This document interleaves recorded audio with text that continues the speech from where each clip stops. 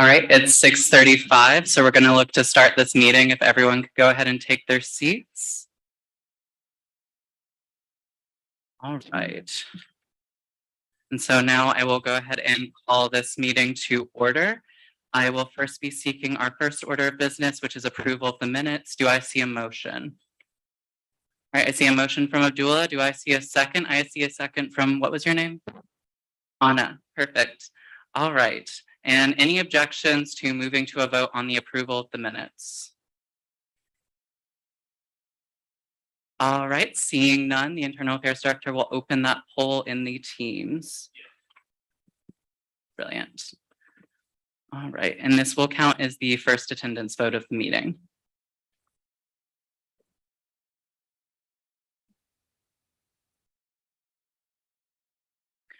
You will also see that we do have a few mics around the room. So we have these mics in front of the room that are handheld and some catch boxes in the back of the room that say Student Senate on them. Those are going to be what you utilize throughout the meeting to make sure that everyone can have their voice heard on the Student Senate stream that's on YouTube right now.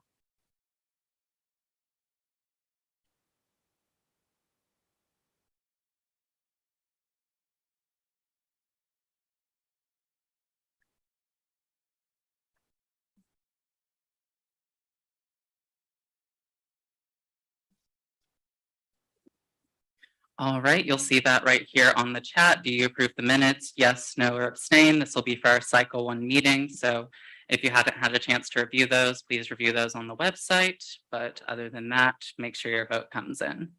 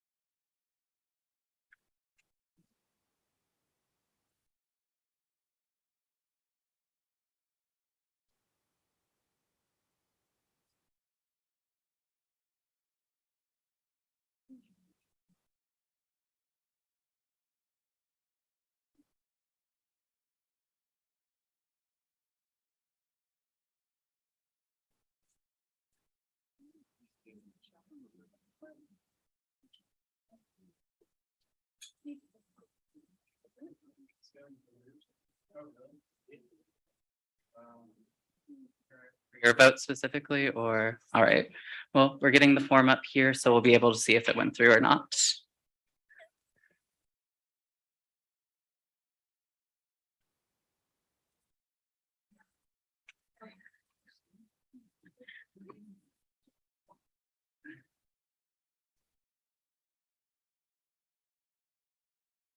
For those who aren't senators, please refrain from voting. Yeah. Yes, Senator.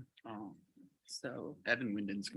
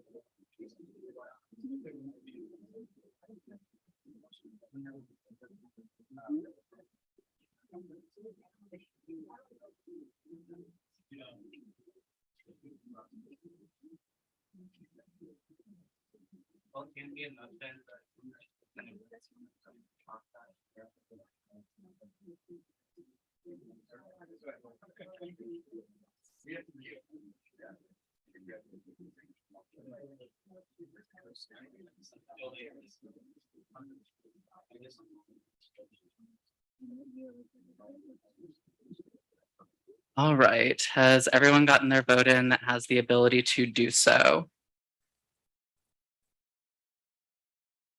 All right. Seeing none, we will go ahead and close this poll here. And with a vote of 36 in the affirmative, none in the negative, and no abstentions, this motion passes unanimously. All right, and with that, we will move on to our guest speaker, Julie Murray. Julie is Chief of Staff at KU Chancellor's Office and the former Studex Chair here for Student Senate. So let's give Julie a round of applause for an introduction. Mirror here for, right? Can I move the mirror? Oh yeah, that The last thing I shouldn't wanna be do there is actually, I myself think so. talk. That's terrible. Actually, my stomach. But yeah, You all- you'll have 20 minutes Oh, that great. you can sort of I'll utilize. take that one. Can you guys hear me? If I Um, can you hear me? yeah. You can grab one of these handhelds up here if you'd like.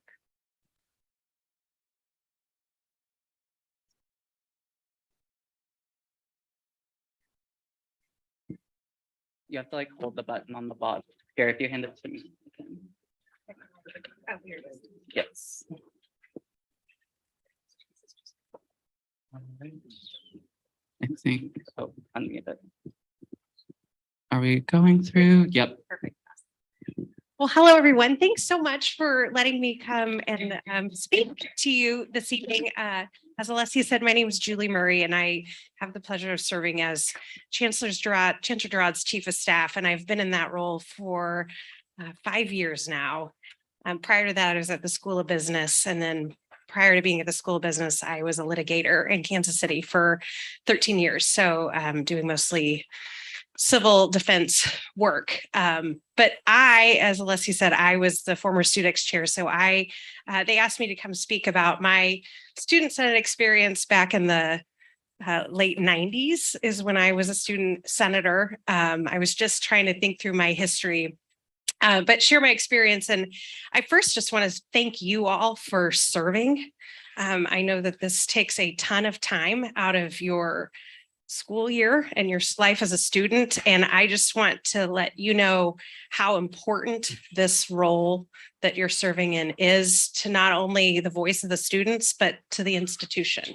And having maybe not been at other institutions, the commitment to shared governance here at KU is really unique and special. And the power that students have here at KU is something that is quite unique, whether it, particularly in the student fee space. You have quite a lot of power at your hands in this role. So thank you for serving and doing your part.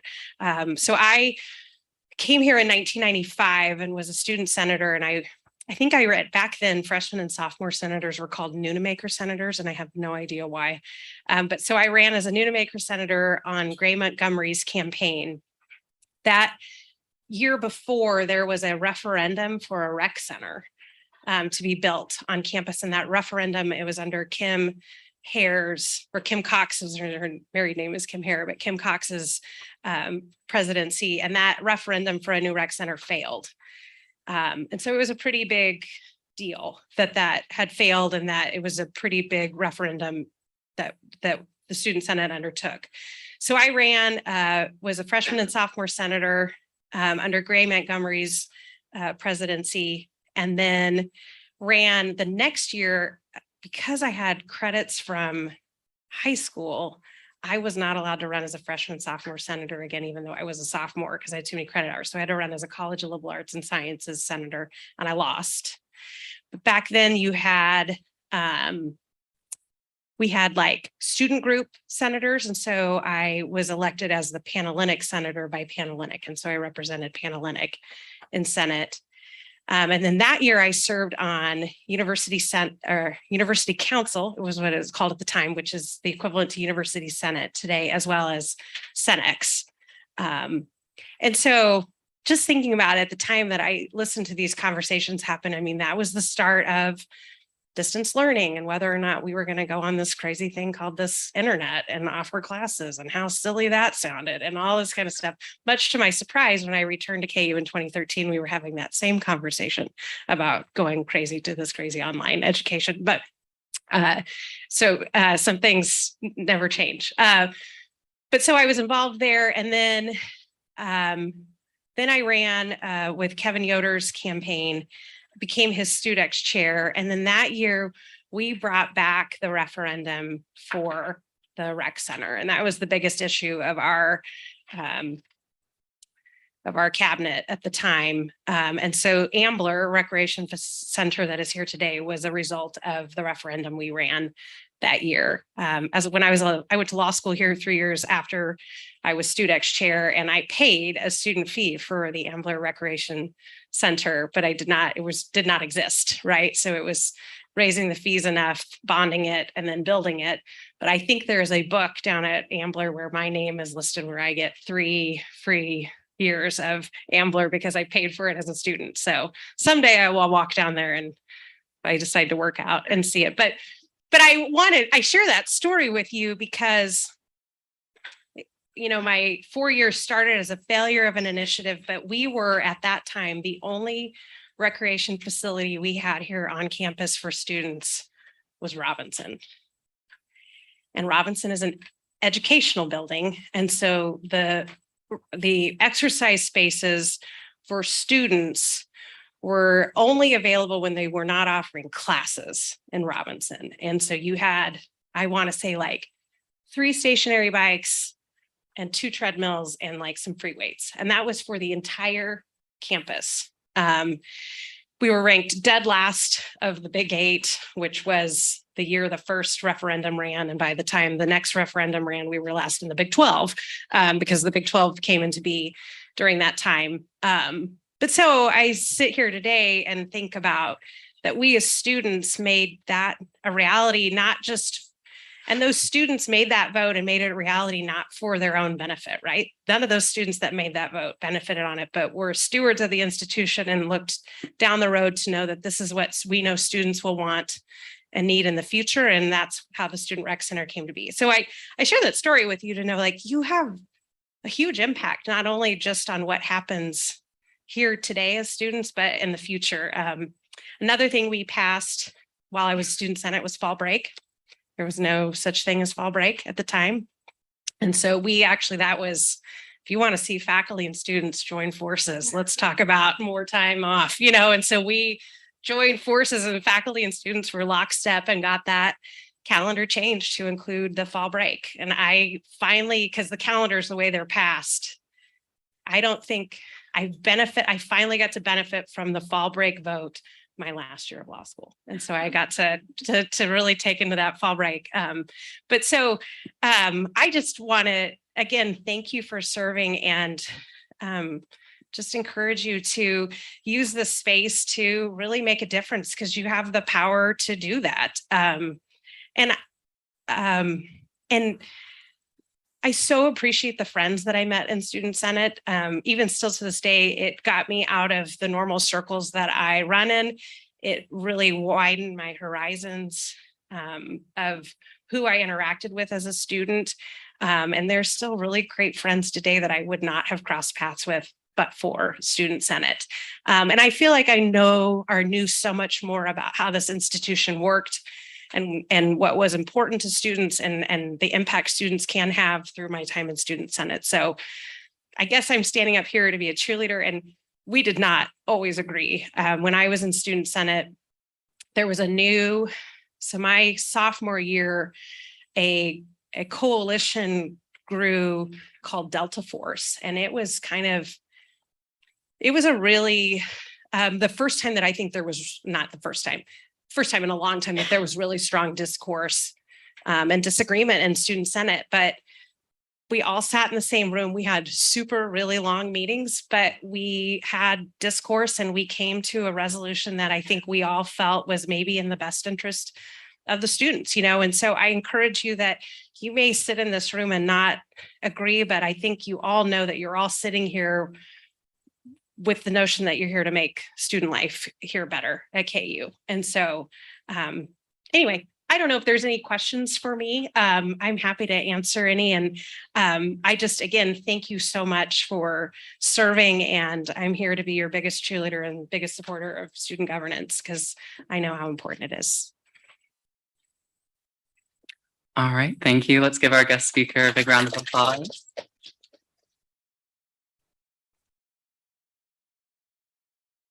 And do we have any questions for Julie? Pulling you up from a meeting, wrapping up probably sooner. Yeah.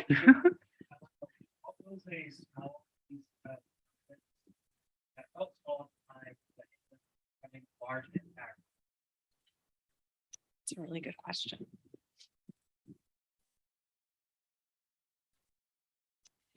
It's really, I mean, gosh, if you all think about it, something is so mainstream today as recycling, right?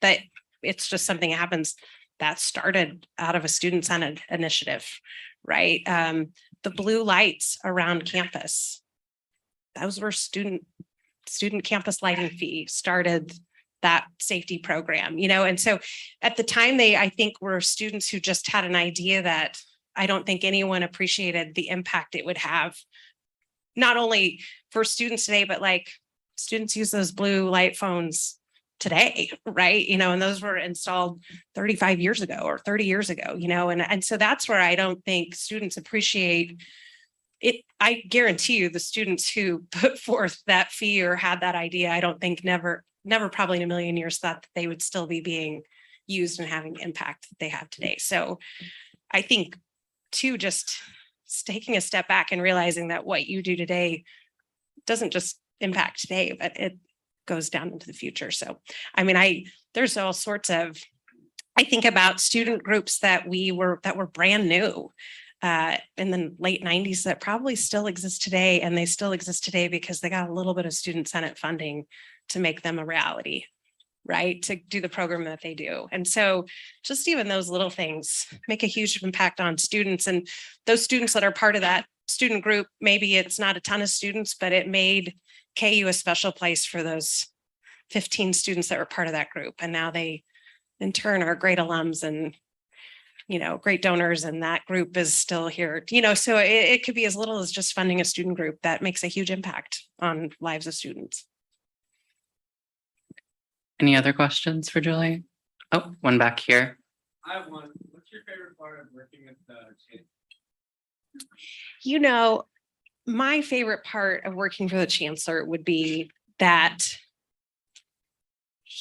I love the fact that he is in this job because he loves KU. He is not in this job because he wanted to be a chancellor. He only wants to be the chancellor at the University of Kansas. There is no ego with him. He is one of the most collaborative, team building kind of worker. I mean, wants to hear input.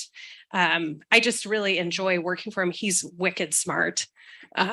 Just a brilliant, the man is a brilliant surgeon by trade. If you talk about his head and neck cancer surgeries that he performed, he's a brilliant surgeon, but he really, really, truly appreciates the impact that the University of Kansas has, not only in the lives of students, but on our region and on the nation. And he really believes in its mission and what it's here to do. And so it's really fun to work for someone who's so dedicated, not only to the mission of the institution and higher ed, but to here at the University of Kansas.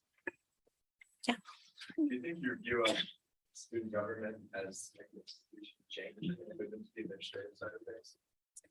No, I really don't.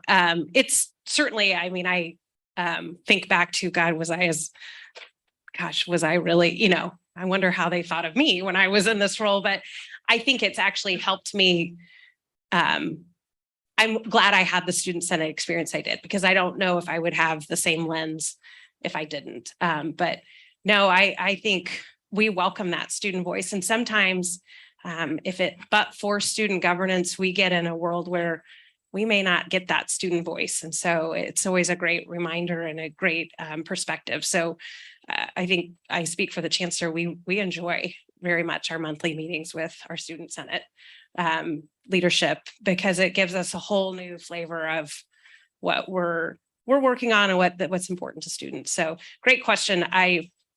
For me, I think I'm so grateful I had the experience, because I understand where you all are coming from and the lens that you're advocating for.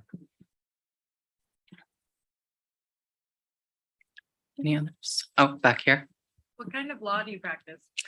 Well, so I don't practice anymore, but I am still licensed, but I just have no malpractice insurance. So don't ask me to do anything. Or if we do and I do it wrong, you can't sue me. I have nothing to collect. But prior to that, I did mostly what was called insurance defense litigation. So under a general liability policy that a company has, they have not only a duty to indemnify you when a claim has been made against you, but they have a duty to defend you. So if you get sued, for instance, in a products liability case or a slip and fall, they then will hire counsel to defend you. And so we did major liability for a number of insurance companies, so $1 million plus claims. So I did a lot of trial work. I did work for highway departments, all sorts of different types of work. So mostly in the civil side, I did no criminal work, but it was super interesting. You learned a lot about the world and about businesses and people, and it was I enjoyed my time, but I really like it here. I realized I was an attorney who inherently hated conflict, which is a really tough job to find yourself in, because it was a job mired in conflict. So.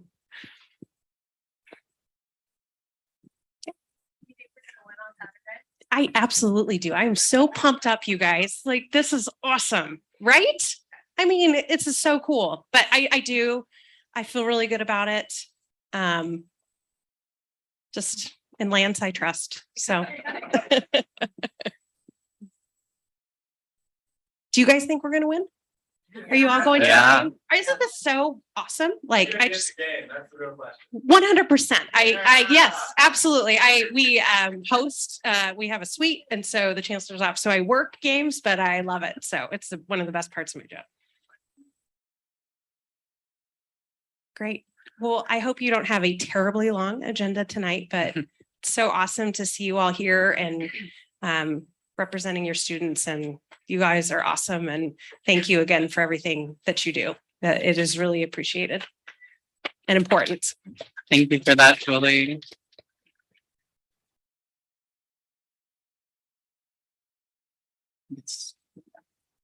Thank you.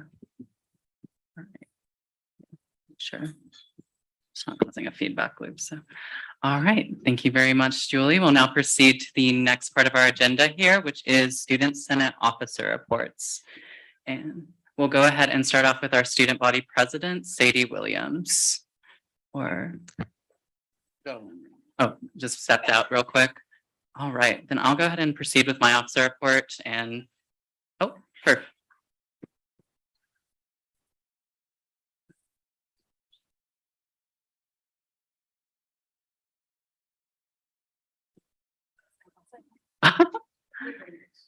Right, and you'll have 1 minute and 30 seconds, Sadie. Okay, awesome. Thank you so much. All right, so I have a couple quick updates for you all. A lot of it is just like answering just various questions that I've gotten, so you're all aware of the state of our campus in the context of Kansas. And so first, some of you may have heard Emporia State University passed something called the workforce management policy. And so basically what that is an extension of a Board of Regents policy that was from the COVID kind of couple years that would allow universities in Kansas to release tenured faculty in departments more easily. So Emporia State motioned at the last Board of Regents meeting or asked basically if that policy could be extended, and the Board of Regents did say yes. In mine and Alessia's meeting with the chancellor this past Friday, we clarified with them beyond the statement they'd already released, and KU has absolutely no intention and will not be utilizing this policy for any of its departments or any of its faculty. And so it will be just Emporia State as far as we know, but it's definitely not going to be KU utilizing this policy. So if you all have students or anyone coming to you with concerns, you can say that it's not going to come here. Moreover, we also discussed recycling and where that's going, and we were assured that the university will most likely be able to take up that decrease of funding on the university side. So where recycling will be operating back at its normal capacity in the next fiscal year. In addition, I attended the University Senate for the discontinuance hearings. And so if you saw the email that went campus wide, that meets next Wednesday at 2 p.m. And they'll be going over that then. It is public, so you can attend and voice any concerns you have regarding that. And then the last thing that I have is just regarding the Student Senate retreat. And so I just really quickly wanted to thank everyone who came personally and up here because I appreciated it a ton. So just a quick thank you to Ethan Sharp, Andrew Beckwith, Megan Stopperan, Samuel Stubenhofer, Will Dories, Hara Talasila, Gordon Ahiro, Ariho, Farzad Janjua, Anthony Hudson, Austin Stifler, Trey Miles, Kevin Wynn, Evan Winden, Colin Campbell, and Bander Mohammadi, as well as the executive staff for attending. It was really great. And we're going to do more things in the future, so you all better attend those.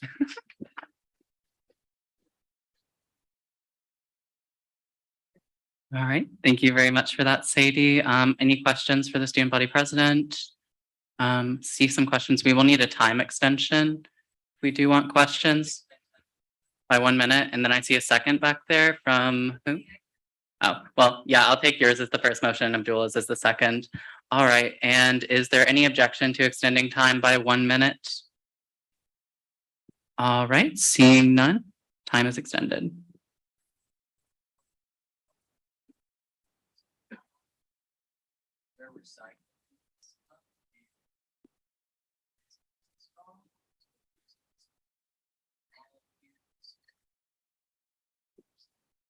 Absolutely. So I've spoken to individuals that representatives from scholarship halls about this already, to 3 different individuals, and have said the same thing. So in regards to if it's just scholarship halls or the rest of campus, I don't know. I haven't had a communication from recycling regarding what their practices are in this year, but I do know that recycling is not happening at scholarship halls in this academic year, but composting still is. But with that, my recommendation to them was to coordinate with recycling, figure out how much money it would cost to bring it back to scholarship halls, and then try and work through the student environmental advisory board to supplement that funding for this academic year until we get into where the university will pick up for the next year, and that won't be a problem anymore, if that answers your question. But I've already coordinated more in depth. This is just a brief rundown, but I haven't coordinated more in depth with the individuals from leadership and scholarship halls regarding next steps, what they need to do to make that a reality, all that. All right, thank you, Sadie. Time is up. And so we will go ahead and move on to the next item on our agenda.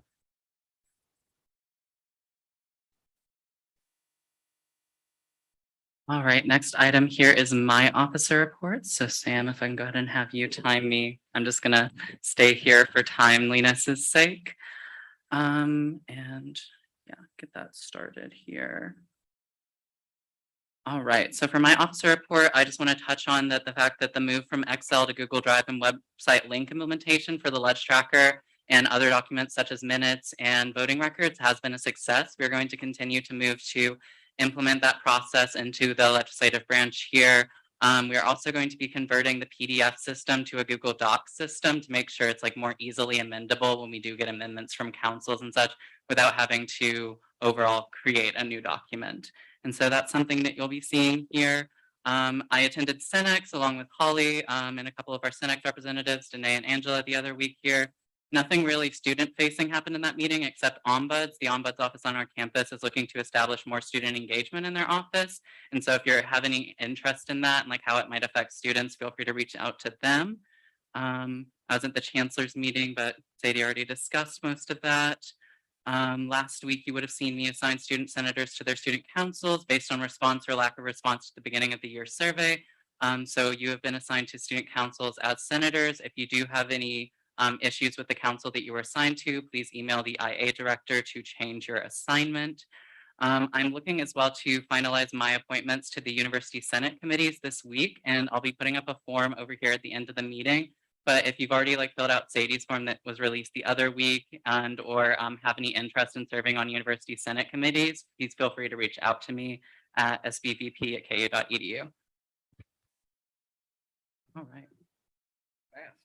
Yes. Now we will go ahead and move on to our Chief of Staff's officer report. Oh, yes, you're correct. Yeah, grab everything here. You're totally good. All right.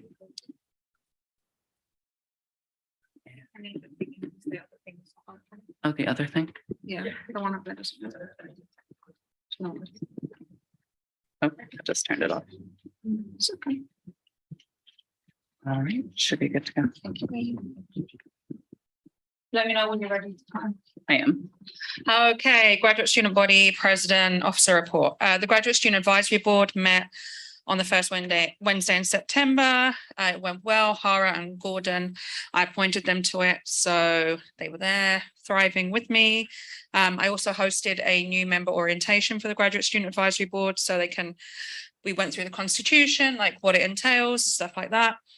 We also have a graduate student advisory board page on our website, which has members' names, emails, and who they serve, like the constituencies they serve. So graduate students can easily access that. And I know Riley's going to be working on like adding pictures and stuff to that here in the coming weeks. Obviously, I attended like Cenex University Senate along with Alessia and Sadie.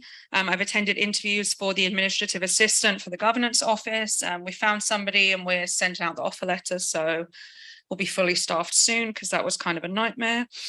I attended with Sadie today the academic policy and procedures meeting regarding discontinuance. Today we just discussed programs where they didn't have any students in them, inactive, they call it programs. But next Wednesday, as Sadie mentioned, at 2 p.m, you should have got an email from University Governance. Everyone here got one. They'll be discussing the Holocaust and Genocide program, which is currently active. And that's really important to certain constituents. So if that's important to you or you know people. Sorry. Okay, people that it's important to. There's other stuff that I did, but basically I've been doing my job. Thank you for that, Holly.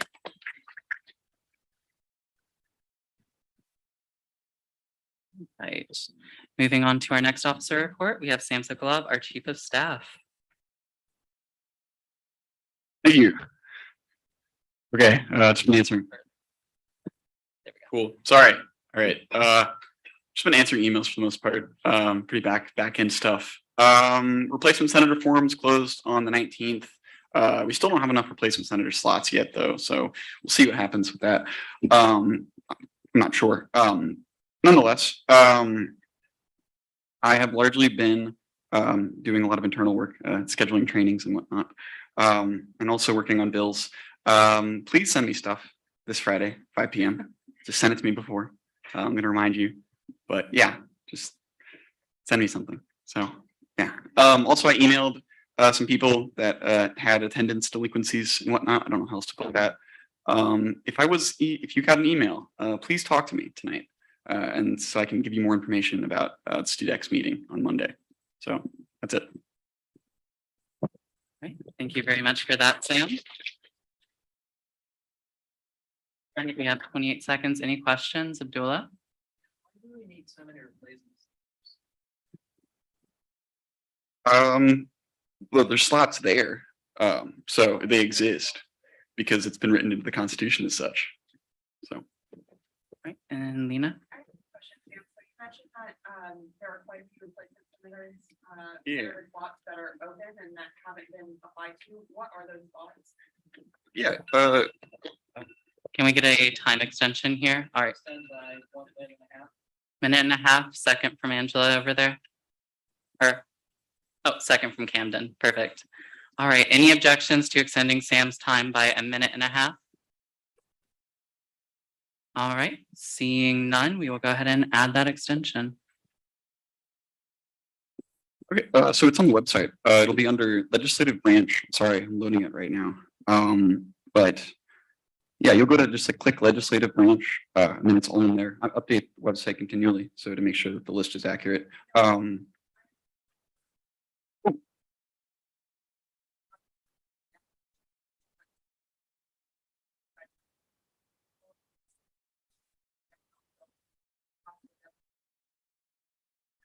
So we got one in architecture and design. Do you want to just go through all of them? Okay. Yeah. Right now it looks like there's one College of Liberal Arts and Sciences for underclassmen, freshman, sophomore. There is 4 junior and senior College of Liberal Arts and Sciences seats open. Education does not have any representatives. There's 2 open for the School of Education. This is before. I'm going to bring something up after these reports to acclimate all the replacement senators who fill out applications that are here tonight. So this is before. But yeah, as of now, there's 2 engineering open. Yeah, okay. Thanks.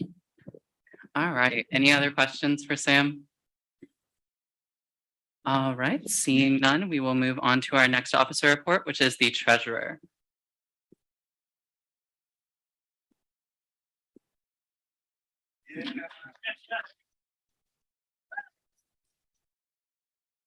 Thank you for that.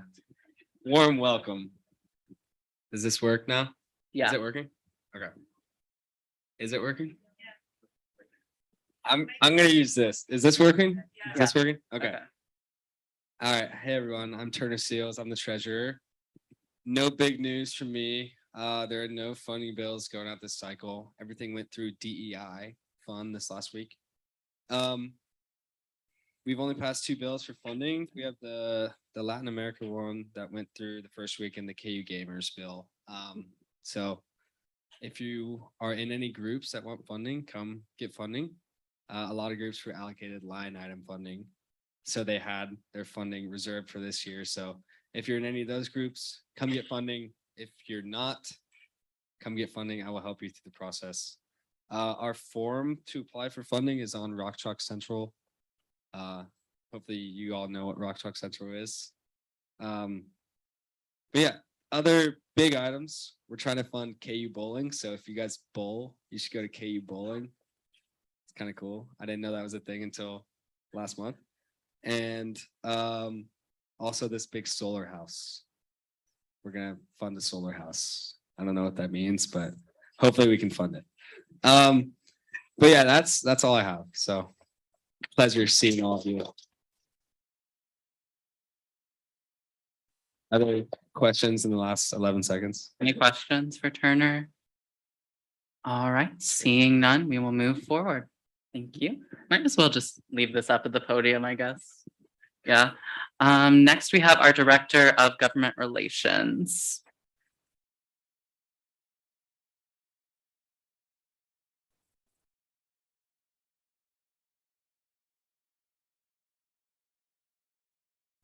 And whenever you're ready, Danae.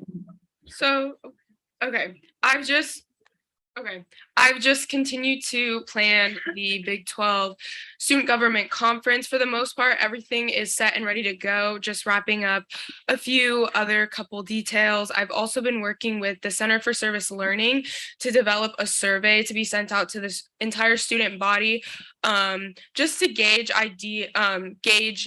opinions and the campus's feelings about the possibility of having an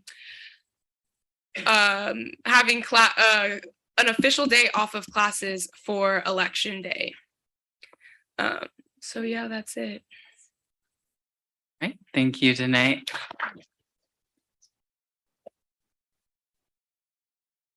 And do we have any questions? All right, seeing none, we will go ahead and move on to our next officer report, which is from our Director of Social Justice. Is Fabiana present? She was on the phone. Okay. All right. Motion, Motion for a 2.5 minute. Really quick. 2.5. All right, do I see a second? All right, I see a second from Nicole. All right, and any objection to a 2.5 minute recess? All right, seeing none, we are in recess. Please return to your seats at 7:17.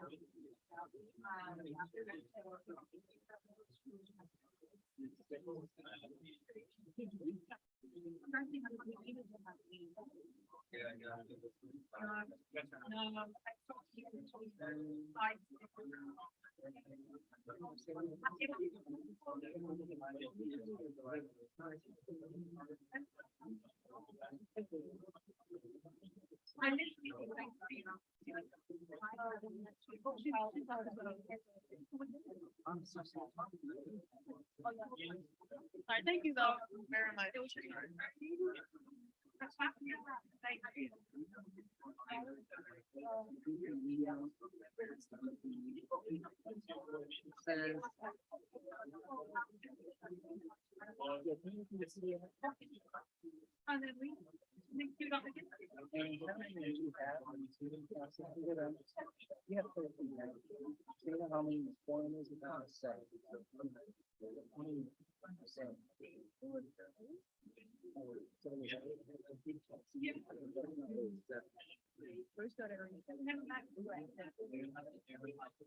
That was someone.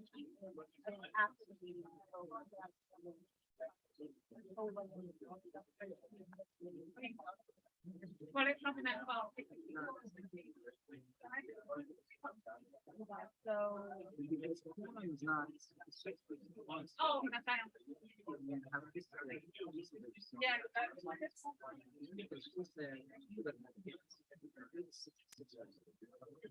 I think she's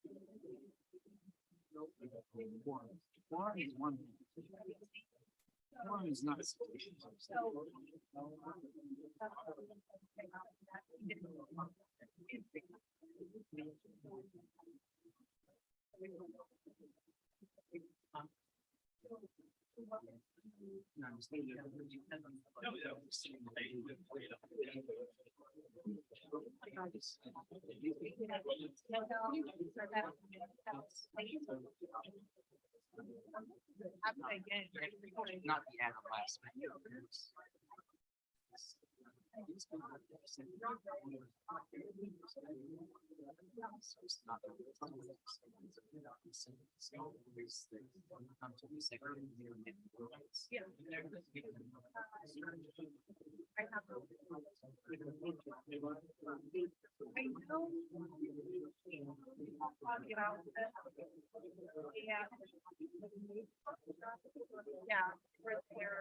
All right, thank you, everyone. We'll be coming back into session here.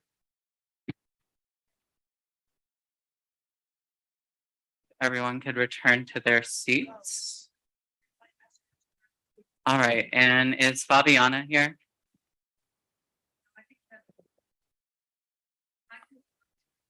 All right, well, can I see a motion to amend the agenda to put Chair of Student Rights next? All right, so moved by Holly and then second from Camden. All right, any objection to moving the Chair of Student Rights ahead in the list here? Oh. An objection? No. Sorry. Oh, the motion was made. I was just asking for objections. No, sorry. All right, seeing no objections, we'll go ahead and amend the agenda there. All right, and so next officer report here is from the Chair of Student Rights and Affairs.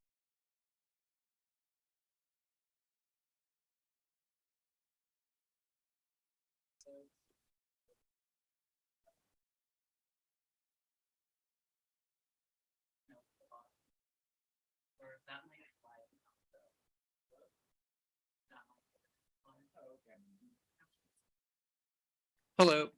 Yeah, this is Abdullah. So basically, last week in the councils was a mess. Rights had uncertified votes because the votes were just not recorded. And our quorum changed last minute, 24 hours before the meeting. And that just caused people who were not supposed to vote. So that whole meeting that we had was canceled completely. And I started a special session on Sunday, and we reverted to the old quorum rules that we have used historically, because that is what I saw as fair, since that we can't change how the rules have been enforced before changing the whole legislation language. You can't just reinterpret rules because we just don't have the authority to do that. In the US system and even in the Senate system, it is the court that decides how legislation is interpreted. It is not the legislative branch, it's not the executive branch. So we decided to revert to the old rules, and then Studex decided to uphold our decision 7-2. And all the legislation that passed on Sunday is legitimate. All the legislation that passed on Wednesday is uncertified and illegitimate. So yeah, that was rights for last week. Do you have any questions? Any questions for the Rights and Affairs Chair? Yep, oh, I see one question here. We will need a time extension though. By 2 minutes, I need a voting member. By 2 minutes, and do I see a second? Second from Austin, perfect. All right, and is there any objection to extending time by 2 minutes? Thank you. Seeing no objection, time is extended. Okay, what's your question? Hello, can you hear me? Okay, cool. So I noticed that the bill to set up the advisory boards, 2023-1, was considered at the Sunday meeting, but was voted against. Could you describe the SRA Council's process for that? Are you talking why we? Yes. Oh, okay. Yeah. So we had a debate, just like any bill, and one of the members pointed out that the language is kind of not right for minorities, just because, like, just judging by their own experience. Another member pointed out that there's a quota system in the bill specifying that there's like people who are from certain backgrounds who should get like this percentage of the seats, and people from certain backgrounds who should get like the other percentage of the seats, and that's just illegal in many states. So we were kind of like hesitant about passing something that might be illegal, even though we don't know for sure. When we asked legal services, another thing is that one of the other members pointed out that the bill has like adds another layer of bureaucracy to like pass the fee. And right now, I think it's just finance and other council and the assembly to pass a fee. We don't want to have so many boards that just makes it harder to pass fees, because even like in the past, we had those boards and those boards were canceled for a reason. And it's that like not too many people attended. All right, thank you. Yeah. Any other questions? I see one from Camden. Could we get the mic over there? Thank you. So why didn't you just amend the bill and fix the concerns you identified instead of failing the whole thing? We found that it's too long to amend, that we just thought that a whole new bill would be better. You can finish your thought. Yeah, that's it. Yeah. All right. Any time extension? I see questions. Time extension. All right. All right. Motion to see a second. All right. And any objections to extending speaker's time by 5 minutes? All right. Seeing none, time is extended. Who had questions? All right. I see one over here. And was there a question over here or?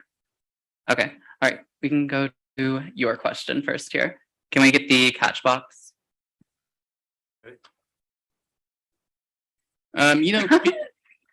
Nope, sorry. Okay. So what quorum rules did you follow? And how are they different than our constitution? Oh, yeah. So historically in the Student Senate, if you want to vote in a council, you either show up the first meeting and you gain voting rights automatically, except if you're a cabinet member, like one of the exceptions in the rules. If you fall under those, you just can't vote. If you don't show up the first meeting, you can show up 2 consecutive meetings. And after that, you'd have voting rights. And senators did not have any special treatment in that. So everybody was treated equally, except for the council executives, who are like the secretary and the vice chair. Those always had voting rights. Like as soon as they get elected, they just have permanent voting rights. And the chair doesn't have any voting rights. That's just like what we have followed. Now, what happened is that some executive members pointed out some points in the Constitution, and they said, oh, well, this applies differently. And this says that senators can just go into any council and vote there technically. That's just the rules. Like that's what they said. But it's just not the way they have been enforced. Now, what we thought in StudX is that there has been some confusion in the language, and that must be changed. So we can avoid something happening like that in the future. But this is how the rules have been enforced. I asked a lot of, like, not a lot, I asked 2 chairs from last year, and this is how they did it. So your issue was with, Oh, do we have any other questions before we proceed to this next one? All right, we do have a question from Austin, so I'll head to that one first, and then we'll go back to your question. Also, what was your name again, so I have it? Anthony, perfect. All right, Austin, you can start. Hey, Abdullah. I was just wondering, you mentioned that there was some LSS consultation, and I noticed that one of the problems with the bill is there were some parts that were vague, and also just kind of this general consensus that the bill was too long. Are there any recommendations for perhaps an amendment or another modification that could make this bill workable, that would make it shorter and more efficient while also having more specificity? So your questions were the LSS recommendations and the what we would recommend to make the bill better. Yeah. Well, the LSS recommendation was actually, we don't know if this is legal or illegal. Now we just pass it. And then if it's challenged, we would know. And I asked the LSS who would take responsibility for this. And they said, well, we don't know. It's the legal system that will decide that. Now I don't vote, but the council members decided to not pass it. Now, to be truthful, I did vote on Wednesday, which didn't count because it was a tie, and I decided not to pass the bill based on the feelings of other members in the committee or the council. But on Sunday, actually a majority voted not to pass the bill, and that's why it didn't pass. So I did not vote. Thank you. Yeah. All right, Anthony. Oh, and to add to your question, the student body president mentioned that we will start a different board to rewrite the bill. And I did not object to that. So we will talk. Again, I haven't talked to all the council executives, but we will talk. And because, again, I don't vote. So we would have to see if they agree to that. And if that works out, then we'll just pass the bill. Again, Rights is not against any bill. Rights just wants to make sure that everything is being done right, so it doesn't come at us in the future. And we passed all the other 3 bills. That one was just had a lot of problems and was too long. That's why we didn't pass it. Thank you. Appreciate the clarification. All right, can we get that patch box or one over here over to Anthony? Oh, your question was answered? All right. Any other questions? All right, then we will go ahead and move forward. Thank you very much, Abdullah.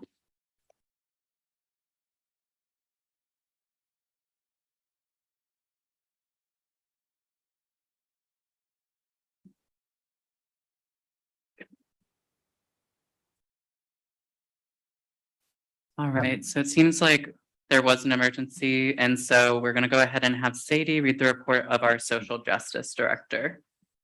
Okay, long time no see. So Fabiana's been very busy, and so I'll just go through this. And so she helped Zachariah hold the hearings for the DEI fund, where they approved the proposed budgets after hearing the plans that these multicultural organizations have for the semester, contacted SUA to partner with them to increase students' involvement. The purpose of this is to reach more students and create a more diverse student body, like representation here. Contacted Silk to get the list of multicultural organizations. The objective is to make sure that every multicultural organization on campus knows that they can count on the support of the Student Senate financially through different processes. Collected information and gathered web links to send senators information about Hispanic Heritage Month. You all should have received that email earlier today. On Wednesday, she is going to the program discontinuance hearing. The elimination of this program affects the cultural awareness on students on campus. So Fabiana says it's important for Student Senate to articulate its position about this topic, and then gather information about the property that the university's museum is giving back to Indigenous people. The purpose of collecting this information is to make senators aware of the historical and cultural importance of Indigenous communities. Thank you very much, Sadie. And we will not take questions since no one's here to answer them there. Oh, and Sadie's going to show us a quick demo on utilizing the microphone. Okay, so these ones are a little bit trickier than the catch box where you just like catch it and speak into it. And so all you do for these, they are turned on. There's a little red button under here. And so if it's off, that's how you turn it on. But all you do is you press this dial and then, oh, just kidding, that's wrong. You press this, it'll give you the option that says RF mute on. If you twist this dial, it'll say off, and then you just press down on it. And then it's off. And then you can speak into this one. And then you're done speaking because these catch more like ambient sound.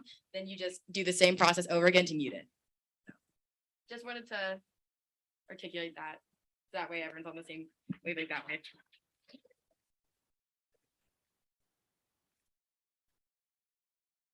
All right. Thank you for that, Sadie. And Sam, you had a motion? Yes, motion to suspend the agenda, and add, not to suspend the agenda, but to add, Amend. to amend the agenda to add the acclamation of replacement senators. All right, do I see a second? I see a second from Evan. All right.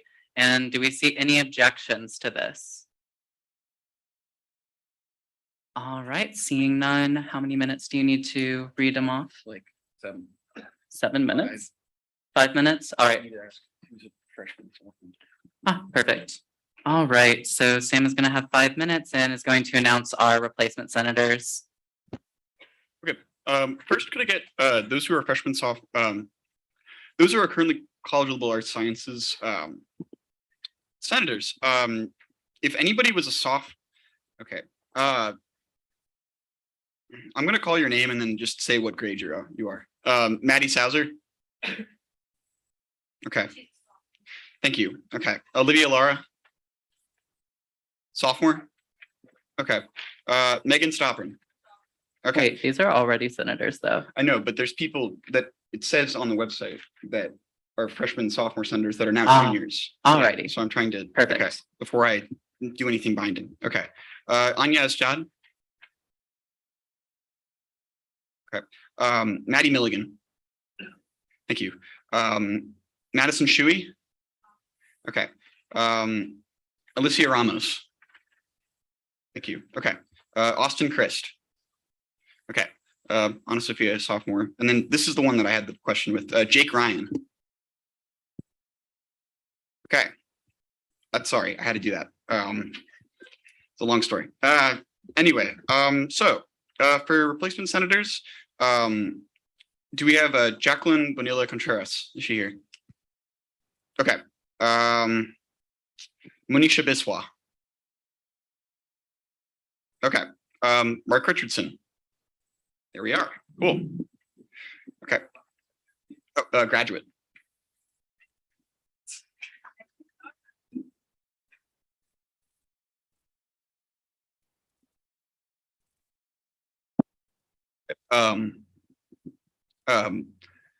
Sagnandeep Mitalapi. Cool. Engineering. Yes, great. And then Jillian Schmidt. Okay. Doesn't look like they're present. Not present. All right. In that case, we will. So I get a motion to vote. I guess motion. Yes, motion to act. Do I see a second? I see a second from Prasad. Cool. All right, do we have any objections to this motion? All right, seeing none, these two new senators are acclimated. Congratulations.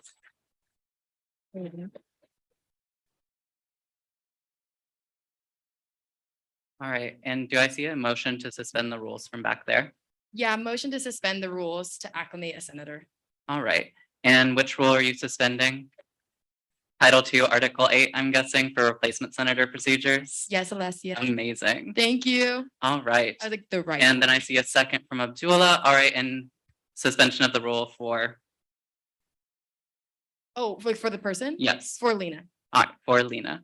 All right, and do I see any objections to suspending the rules to allow Lena to become a replacement senator? Next.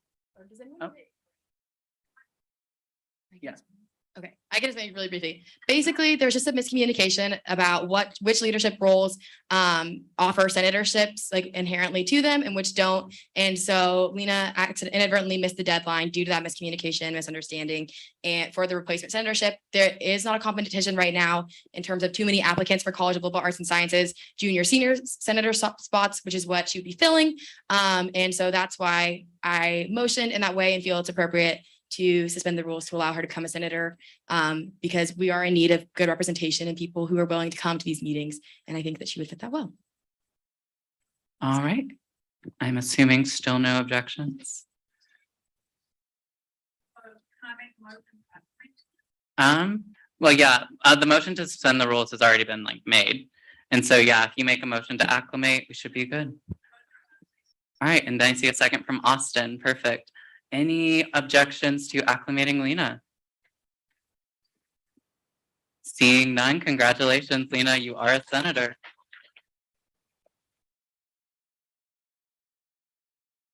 All right.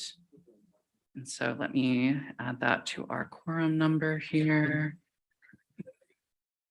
Yeah. So that would make.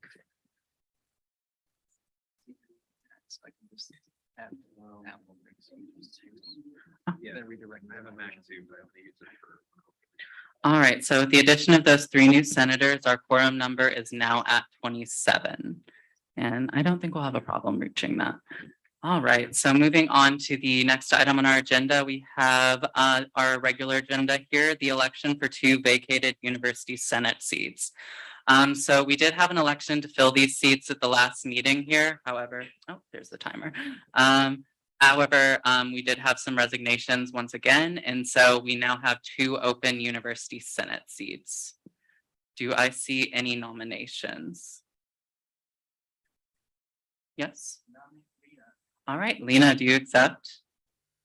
Would you like me to explain university senate scheduling? All right, and in fact, I think Holly usually knows the schedule better than I, and so if you would like to come up here and explain, I'd be appreciative.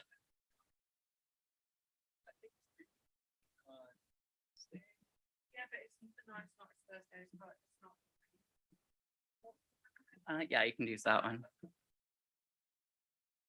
Okay, so University Senate next meets on.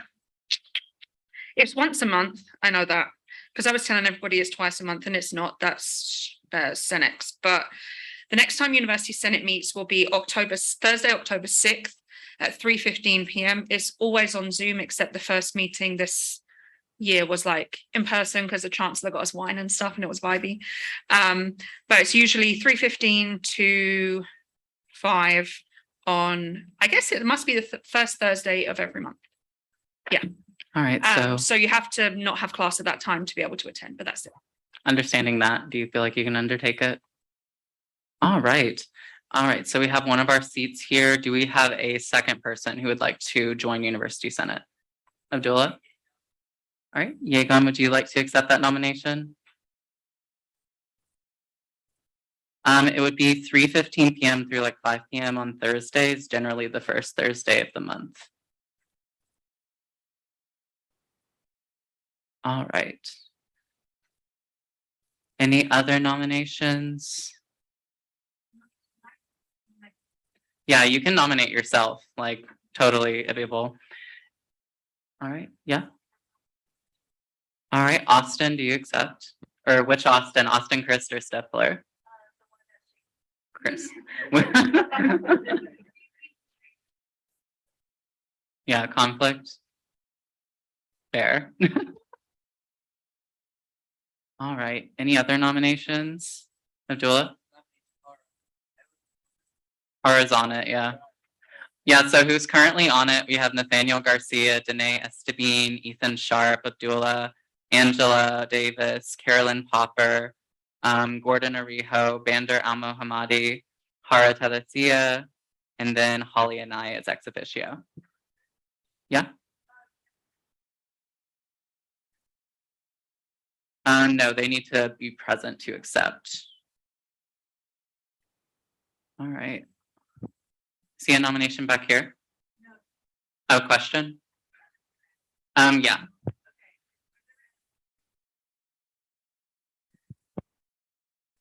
No.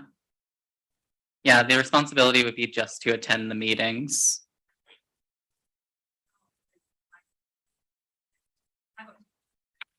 All right, I'm just gonna throw out a random, I'd like to nominate Roswell. Yes, no, maybe. I was asked last week, but fine, sure. All right. Thank you so much. All right, round of applause for these two for accepting the nomination. All right, any other nominations before I close the floor? Oh, Farzad?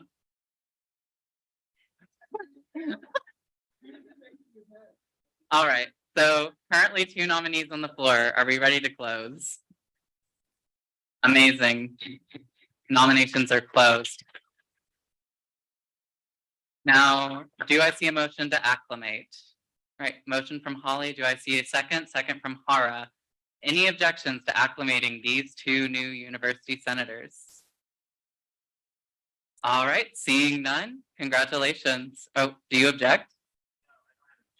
I just want to resign mine because it just doesn't work. Oh, you want to resign? Oh, can you send me like an email? So yeah, have the official record. But if you send it now, then I can open the seat up again. All right. Well, seems like we have another open spot. Anyone wanting to fill it? Because otherwise we have to wait another 2 weeks. Back here? Austin Stifler, do you accept? I would love to accept the fact that I've passed. Always the rub. All right. Nomination from Nathaniel? Oh, Camden does not. I already know that answer. No way. Thank you though. Uni Senate is really insistent, but we could wait until next cycle.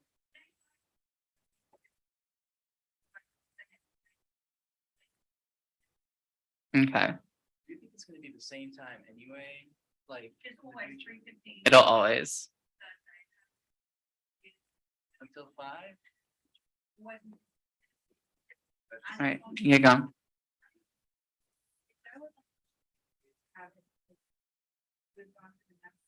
Oh no, if there's no nominations, then we can just move forward. So we will move forward if there's no nomination. All right. So I'm not seeing any other nominations. It's Thursday. Do you wanna serve? Yeah, Thursdays at 3:15. Oh, class. Yeah. All right. So congratulations to our 2 new university senators. And we will go ahead and move on in terms of nominations because it doesn't seem like anyone else wants to serve in the role currently and certainly don't want to force. Oh, Nicole. All right.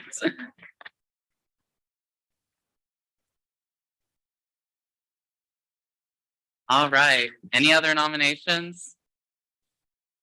Floor is closed again. All right. Motion to acclimate Nicole. I'm seeing a motion from Holly. I'm guessing a second from Hara. All right. Any objections?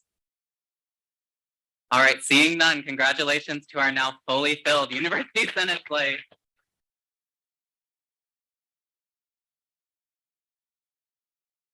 All right. Well, that was a particularly fun round robin.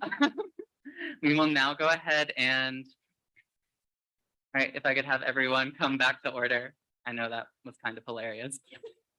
Yeah, we will now move forward to the second part of our regular agenda, which is Senate Resolution 2023-301, authored by Sam Sokolov. Sam, you will have 2 minutes to present. Should be, yeah. Or, oh, the legislation? Yeah. Just go to the website. Okay. In fact, we should probably project it. No, yeah. It has projecting.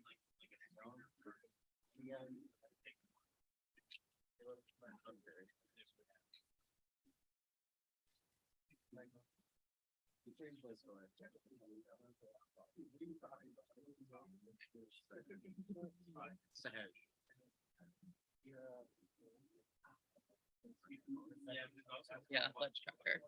Thank you. Not 8. That's why I'm Don't do this. Yeah, you're good. Up there. You just passed it. This one.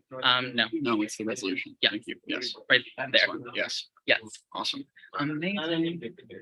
And could you zoom in? I'm just proceeding that there. Oh. Maybe you weren't good enough. Amazing. No, it's like, you were humble enough to do it. We now have it being projected here so folks can see it on the screen. All right. Could we fiddle with the lights at the back of the room just so we can make sure everyone can see the legislation? I think it's, yeah, these front lights. Oh. Senate has gone dark.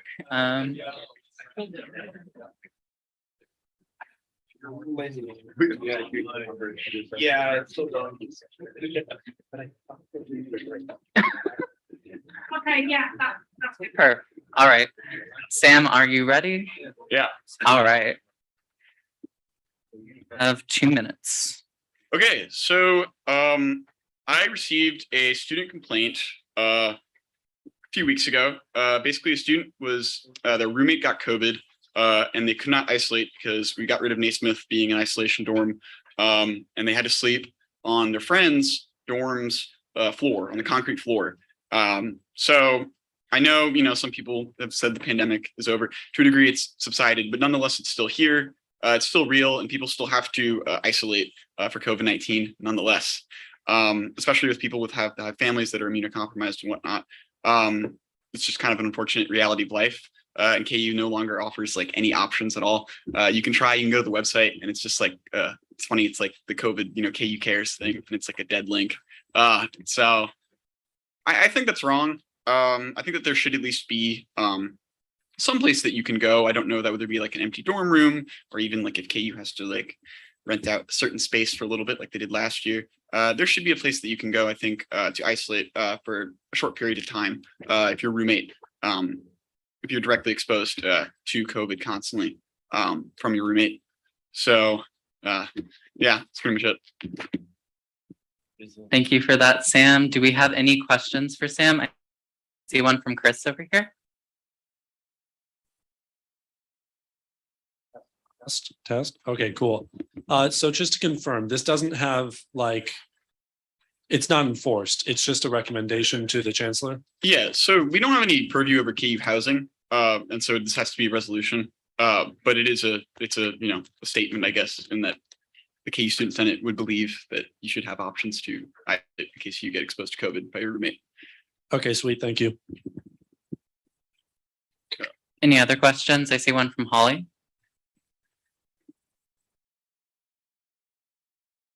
All right. You can say your point of information. Hara, did you have a question after? All right, then can I get a motion to extend speakers time? I see one from Abdullah. By how much? 2 minutes. 2 minutes. Second from Hara. All right. Any objection to extending speakers time by 2 minutes? All right, seeing none, speakers time is extended. And Holly, you can do your point of information and then I'll go ahead and start the timer. Yeah, I was just, oh, wow, that was. I was just going to say that if this did pass, it's something that could also be brought up at University Senate Executive Committee on Tuesday, where we'll meet, and so could potentially go through University Senate as well. So we can have staff, faculty, and student Senate come together and say, hey, this isn't acceptable for our campus. We need to have some kind of a space for isolation. All right, Hara. Is this only for students living in KU housing or out of camp? Yeah, it would just be for KU housing. Okay, thanks. Yeah. All right, Ann Abdullah, you have a question? All right, can you get the mic over? Thank you. Is there any way we could kind of push KU housing further to do that, or KU in general? Do we have any leverage other than that?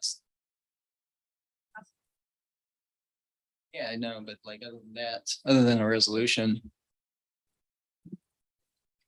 Not that I know of. okay. All right, any other questions for Sam? All right, seeing none, Sam, you may step down. Oh, is there one? Oh, can I do a next speech first? Yeah. All right. Sound good? Everyone done with questions? Perfect. All right, and any negative speeches other than mine? All right, seeing none, Sam, can I go ahead and have you take the chair for this? This is funny. Yeah. All right. We'll do that after, but yeah. All right, so I adore this legislation. It's something, oh, is my time started for 2 minutes, Sam? Yeah, sorry, yeah. Yeah. Not my choice. Okay, yeah, go ahead. So generally speaking, just in like the purpose of this resolution, I just want to add another amendment here that therefore be it further resolved that this resolution be sent to a list of people, because resolutions impact is scaled upon who we send it to, and currently we don't have anyone to send this resolution to. And so I would like to at least add the Chancellor, Sarah Waters, and the Provost to this resolution to be sent to, as well as the University Daily Kansan. That's the end of my speech. Yeah, I'll make a motion to amend this legislation to include those, but I'd need to type it first in the Teams here, so, yeah. Questions? Oh, Jesus. Well, I need to like type it first. Yeah, Motion to recess for how long do you think? 2 minutes. Motion to recess for 2 minutes. Can I get a second? Okay, any opposed? Okay, we're gonna be in recess for 2 minutes. I won't tell. Okay, so since we're all in recess right now and we have some time, everyone on this side, go to your adjacent row and get all of their names. So introduce yourself to the people literally across the aisle.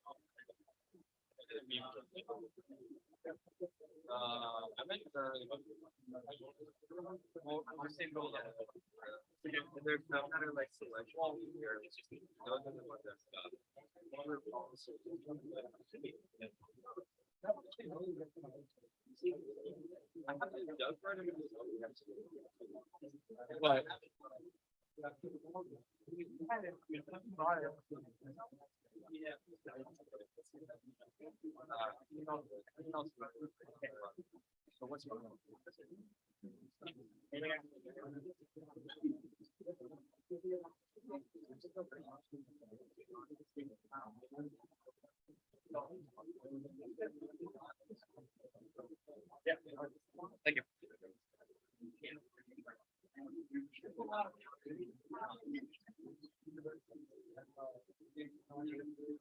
You are not allowed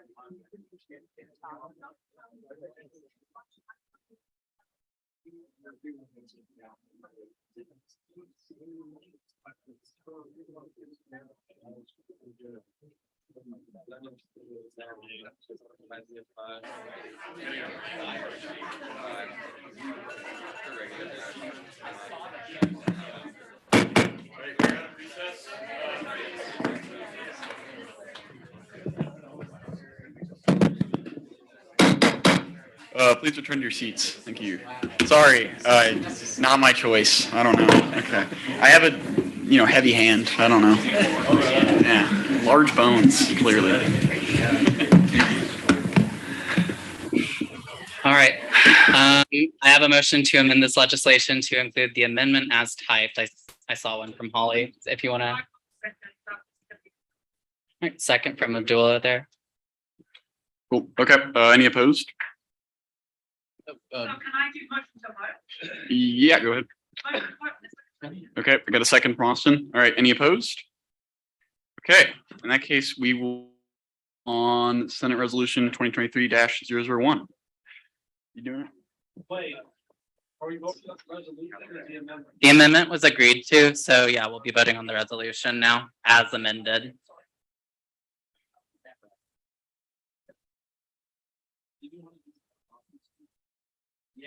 Oh, did you have a positive? Oh, well, I guess the motion's been made. Yeah. There's no opposition, doesn't matter. Fair. Not even yourself? Oh, yeah, no. Yeah, no, next speech just to amend there. All right, is the vote live yet, or, all right. Fair enough. Only me, okay? What is right for me is wrong for the. All right, so you now have the poll here. Do you agree with Senate Bill 23-301? It's Senate resolution. Yeah. Well, resolutions have to be coded in 300s anyway, so it's fine. All right, so if you do agree with this resolution, vote yes. If you do not, vote no and abstain if you would like to stay out of the discussion. I will give about 2 minutes for voting here.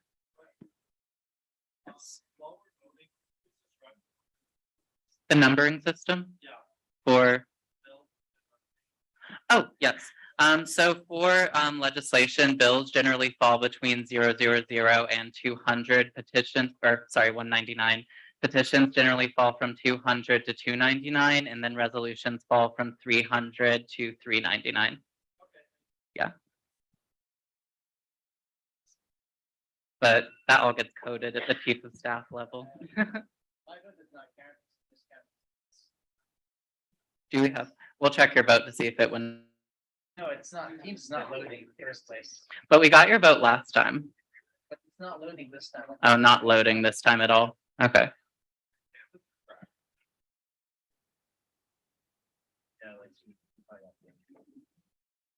So if you want to add your vote like manually, is it in the affirmative, negative, or abstention? Yes. Affirmative? Okay, perfect.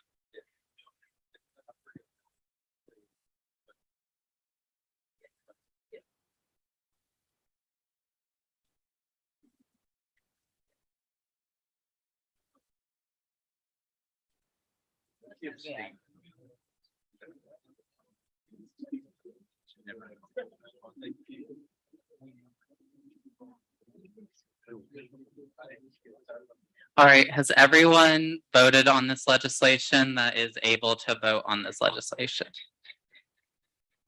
All right, has everyone voted on this legislation that is able to vote? All right, seeing no objections, we will move to close this vote. And with a vote of 33 in the affirmative, none in the negative, and no abstentions, this motion passes unanimously.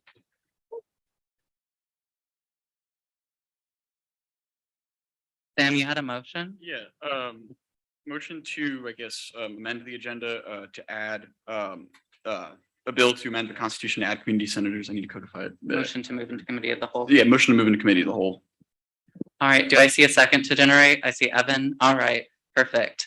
Any objections to moving into committee of the whole to generate legislation related to community student senators? All right, seeing none, we are now in committee of the whole. Sam, if you'd like to come propose your legislation up there, or Would it be this? yes, yeah. And you could honestly, yeah, probably just drop it in the teams. Just summary. All right. And so Sam is going to come up here and present the legislation that he would like to introduce in committee of the whole.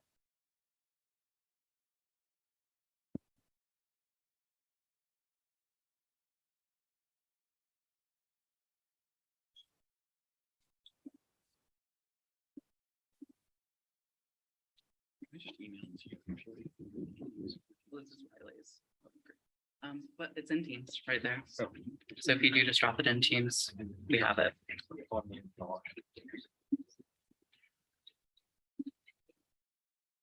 So yeah, just drop it into Students Assembly. Just new conversation. Actually, is it a PDF or? It's a Word doc. You should make a PDF. We're on. I guess I'll probably do some.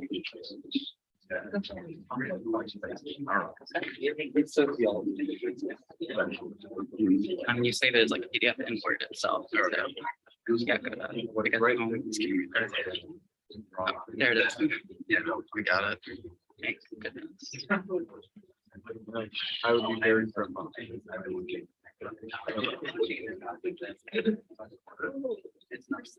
But yeah, I think it kind of depends on the period of. Sometimes it's necessary. To increase productivity. So that one there. It's not necessary. I feel like, especially.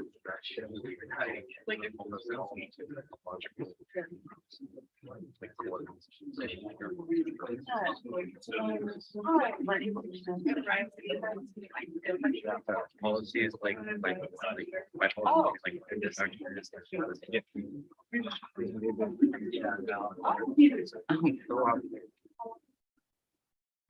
That's interesting. Yeah. Yeah. Well, we just didn't want to have a Word document. Yeah. Yeah, it's a jump. The world, we're just working on that thing. All right, so that legislation has now been posted to the team, so feel free to peruse it there in the Students Assembly channel. Sam, if you'd like to open conversation on your legislation. If we could please quiet down so we can hear our speaker here. All right, Sam, you can go ahead and start. Great. Okay. So I wrote this essentially. We are there's a number of constituencies on campus that during the constitutional rewrite had their community student senator slot revoked, or I guess removed. That we feel that I feel that they probably should have one. So that would be Undergraduate Business Council, Multicultural Greek Council, Panhellenic Association, and Interfraternity Council. We just think they should have community student senators. So yeah, that's all I got. Any questions? I saw one from Holly and then Lena. Well, I think you explain why those people come to you and ask you for those seats, like. Yes, yeah, they've inquired about it. So these would be filled by people. All right, Lena, and then Sadie, and then Chris. Can we also get mics passed around here? Do we have a catch box? Ah, perfect. Lena? Hello. Can we get that one to Chris for the next question? Perfect. So Sam, can I suggest an organization that can get added on here?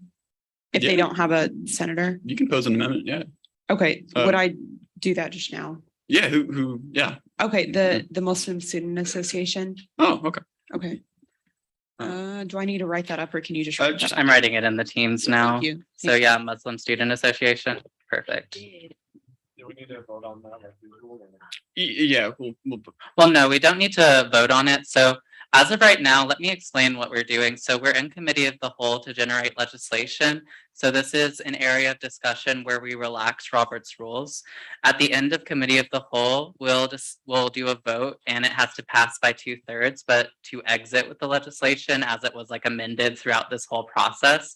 And once that has been completed, then we can move back into regular Robert's rules to then vote on the legislation. Does that make sense to everyone? All right, so I will go ahead and have that added onto the teams here for the Muslim Student Association. Can I ask my question in the meantime? Yeah. Yes. Do you remember why these seats were revoked in the first place? I wasn't here last year. They were Yeah, I always can, the- as author of that like legislation, I'll just say like those organizations weren't seen to be filling those seats, just due to stuff that happened during COVID with their engagement. And so now they're being put back because they're requesting representatives. All right, and Sadie, Is there a second page to this? there's not. Okay, could we add the National Pan-Hellenic Council? Is it on- Isn't that the Pan-Hellenic Association? They're separate. National Pan-Hellenic Council is the historically Black and African American sororities and fraternities. And then Mhm. Pan-Hellenic is what you like would think of as your like women identified sororities, fraternities or sorority, not fraternities, sororities on campus that have like the houses. All right, so I'm taking these. Oh, all right, so National Pan-Hellenic Council. And then it's Pan, like PAN, the capital P, and then dash, and then capital H in Hellenic. I can't, I'm trying. You have to download it.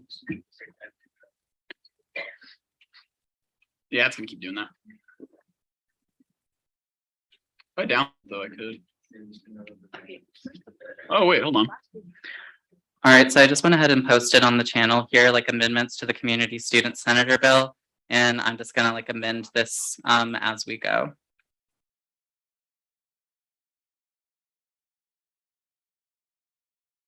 All right, any other questions and or amendments for this legislation? Abdullah? I want to add the KU Latin American Student Council. Latin American Student Student Council Union. or Student Union? Student Union, Okay, sorry. Oh, it's on there? Never mind. yeah, it's currently just unfilled. Question over here from Anthony. Could we get the mic? Yeah, thank you, Chris. Thanks, Chris. Hello. So like the undergraduate business council is on there, but I believe the business school already has a representative. Do we know if that's filled first? Oh, the business student senator seats? Right, Yeah. before we add another seat. All 4 of those seats are filled. Okay. I'll have to ask this. Yeah, no rules currently, so Okay. kind of like a free conversation. Also, I know I'm undergraduate, but this seems to favor undergraduate students as far as amount of seats in ratio to graduate students. And I don't know how graduate students feel about that. I don't know if there's any more organizations that graduate students would like to add to this list. But I feel like the ratio is kind of getting off with the addition of these seats. Okay. Holly, do you have an answer to that or? Oh, just left. See. I suppose I would generally say that like most student organizations are open to undergrads and grads. And so, I can answer about the UBC if you want them on there. All right. any other grad students want to chime in for that question on representation of student orgs or? Oh, Gordon? Most of the organizations like LAGO, which is for Latin America, and Fulbright, they are open to both graduate and undergraduate. So, and of course, mathematically, we have more undergraduates. So that's a fact we can't go past that. All right, so we do have Fulbright on there, but you said the Latin American Graduate Organization or? Yeah. All right, Yeah. so amendment from LAGO. Gordon Arias.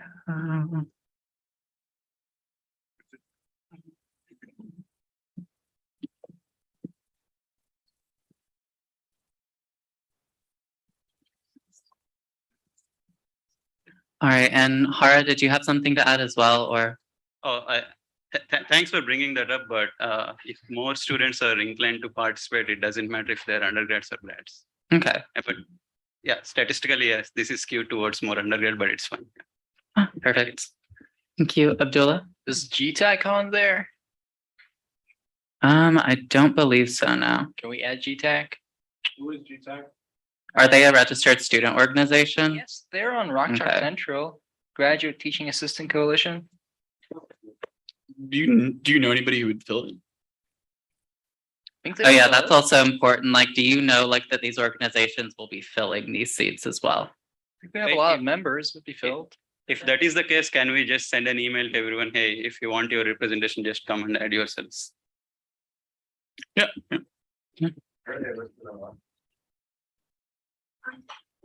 I found them there. It's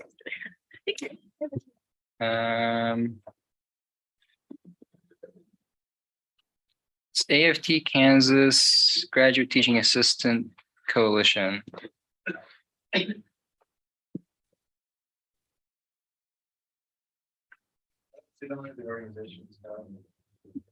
Oh yeah, it doesn't look like they're a registered student org.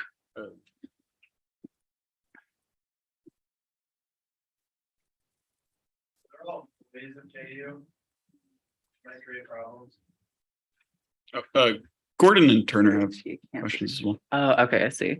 Yep. So it's just separate out. Why just talk? Good. I think GTAC is more like a union, so I don't think it's not a student org.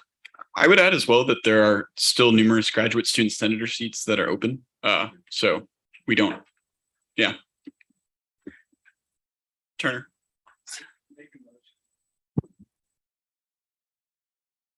Oh, close it. Yeah.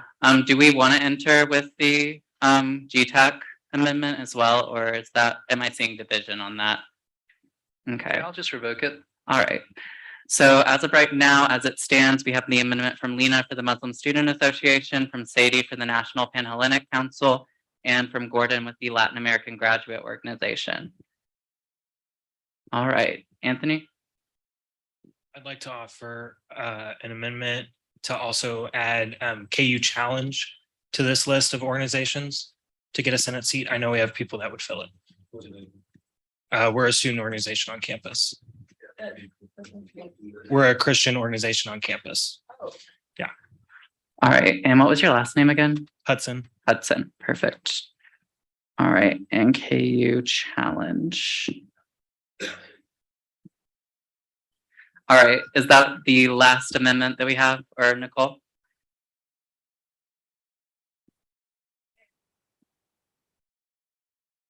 If these seats don't get filled, then simply those orgs won't get represented.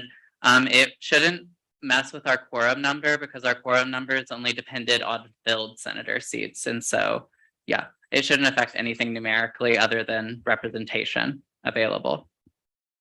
All right, any other things before we move to look at Turner's motion to come out of committee of the whole? All right, Turner, would you like to make your motion again to move out of committee of the whole? All right, awesome. And then I see a second from Evan over here. All right, and any objections to moving out of committee of the whole with this legislation? All right, seeing none, we have exited committee of the whole with the legislation.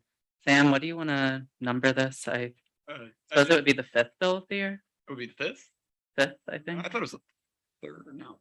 Oh, wait, no, seventh. Seventh. Seventh bill. All right, so this should be titled, do you approve Senate Bill 2023-007? Turner. All right, I see that motion. Do I see a second? I see a second from Abdullah. All right, anyone objecting to moving to a vote on this legislation? 007. All right. And perfect.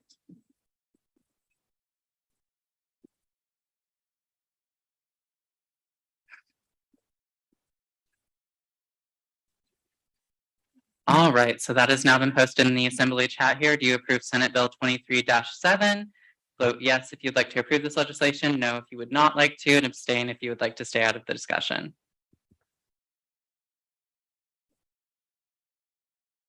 And since this was approved in committee of the whole, it will just need to be assigned and approved by some student councils next week, and then it'll be established officially.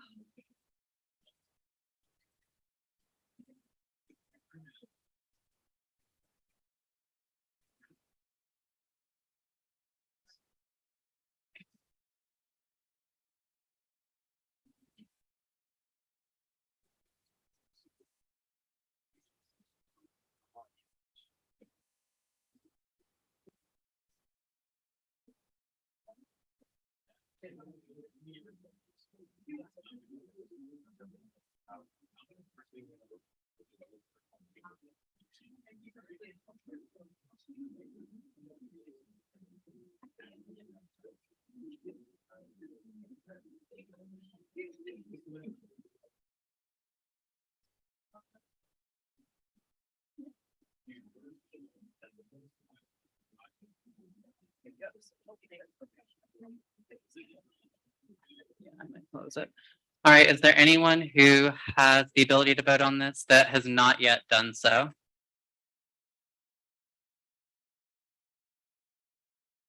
All right. Oh, I just saw one more vote roll in, two more. All right, I will go ahead and give about 30 more seconds here before we close the vote.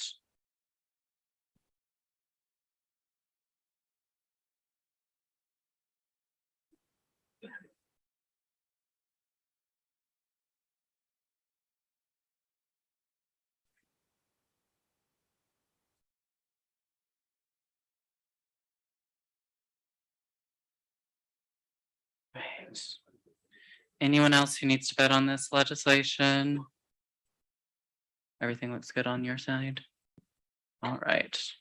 And we'll move to close this poll here. And with a vote of 31 in the affirmative, 0 in the negative, and 1 abstention, this bill passes unanimously.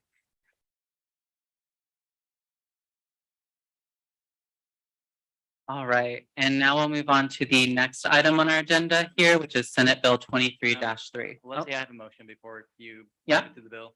Motion to enter committee of the whole to present a bill that's very time sensitive to the legislative process. All right. Do I It's see about a the quorum second? issue that Right. we discussed earlier.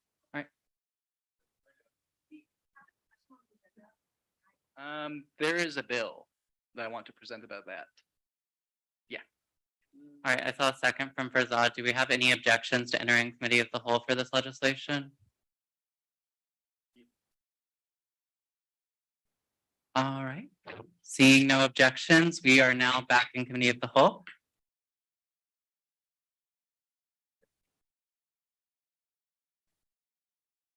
How much time do I have?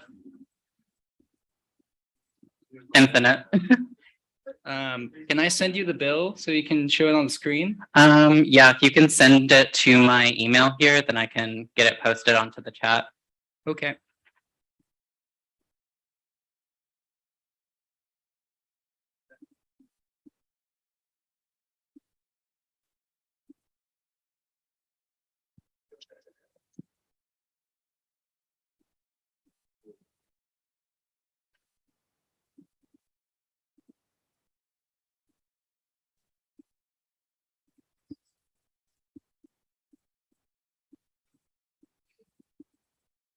And can you make sure it's a PDF copy?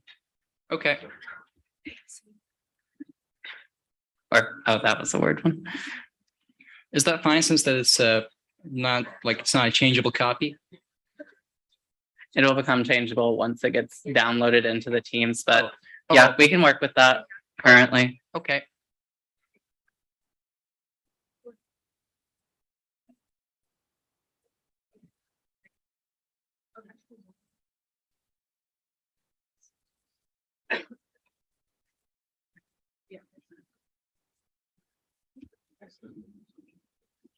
All right, that bill has just been added to the Students Assembly team here.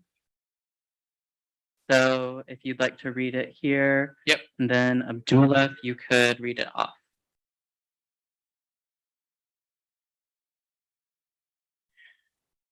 Okay, so this is a bill to reaffirm historical quorum rules in student senate or student councils to emphasize the separation of powers in the Constitution and to ensure that democracy in the University of Kansas Student Senate remains.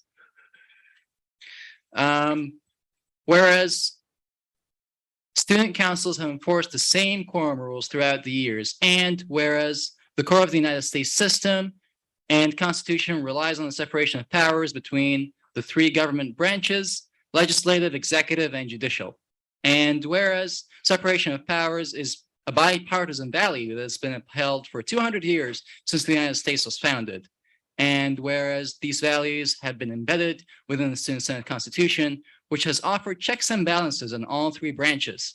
And whereas recent attempts to reinterpret student council quorum rules have been that have been enforced for years threaten the separation of powers within the Student Senate. And whereas the Rights and Affairs Council and Social Justice Council complied with a request from executive members on September 13th to allow new senators to vote in the councils. And whereas the request from executive members to change quorum happened on very short notice, around 24 hours before the meeting. And whereas the sudden change made by Student Senate executives resulted in Social Justice Council losing quorum, becoming completely dysfunctional and not being able to pass any legislation in cycle 2. And whereas because social justice could not pass any bills due to losing quorum, StudEx had to act as an emergency council on September 19th and passed a time-sensitive legislation.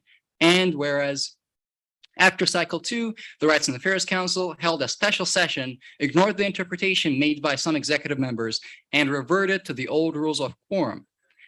And whereas former Rights and Affairs Chair Wesley Kidney confirmed that the quorum rules and councils have been enforced in the same way for years. And whereas the interpretation of the rules would give powers to executive members to assign student senators to councils and grant them voting rights they should not have per Student Senate quorum rules in previous years. And whereas delegation power to any extent to an executive member to choose who can vote and who cannot in a given council is a dangerous precedent to democracy in any legislative body. And whereas such interpretation would grant the executive branch influence on the legislative branch, which violates the core values of separation of powers. And whereas the student body vice president has sought to interpret the quorum rules in a student executive council meeting on September 19th, and whereas the Student Executive Council, StudEx, voted 7-2 to uphold the old historical quorum rules for student councils until the Student Assembly can discuss the quorum rules. And whereas the Student Executive Council will interpret the Constitution in accordance with the Assembly's opinion. And whereas this bill seeks to reaffirm the historical quorum rules in our Constitution and avoid any future confusion due to vague language. And whereas the bill also ensures the functionality of student councils and prevents any future loss of quorum, such as the one that happened in the Social Justice Council in cycle 2. And whereas passing this legislation ensures that student councils remain functional, and whereas council's functionality is essential to limiting involvement of the executive branch in passing legislation, which has become an increasingly prominent trend since the summer during the semester. And whereas StudEx has added 4 bills to the interim agenda over the summer and has acted as a council to pass a bill that was delayed because of the new quorum rules. And whereas we do not object to the powers given by that should have been given to StudEx, but believe that these powers should be limited to high emergency circumstances. And whereas the Student Senate Constitution grants the authority through the Rights and Affairs Council to write, pass, and generate legislation pertaining to any matter of significance that impacts student life at the university, including amendments to the rules and regulations, and therefore being enacted that the rules for quorum in all Student Senate student councils shall be enforced in the following manner. And that page 14 of the SSRR, August 2nd, 2022, Title 2, Article 11, Section 1 shall be amended as follows. This basically gives everybody speaking rights with no exceptions, and gives student senators voting rights, but not special voting rights like the one that were proposed in the interpretation made by executive council member. So basically everybody would have the same rights regardless, and then the cabinet members would have the same voting rights that they have had before, which is president doesn't vote, treasurer doesn't vote, VP doesn't vote, and the rest of the people vote. And then it reinforces that you have to attend 2 council meetings to have voting rights, which is what it was in the past, what it has been so far before we started this debate. And that the quorum is 1/2 of the current voting members. This is what it's always been. And this is something that was not in the Constitution, but it's what what it's been before, which is like all the executive members of a council could vote, regardless of their attendance. It's just because they were elected in that council, so they have those rights. And yeah, so this just reinforces what we have always had. Yep, go ahead, Sadie.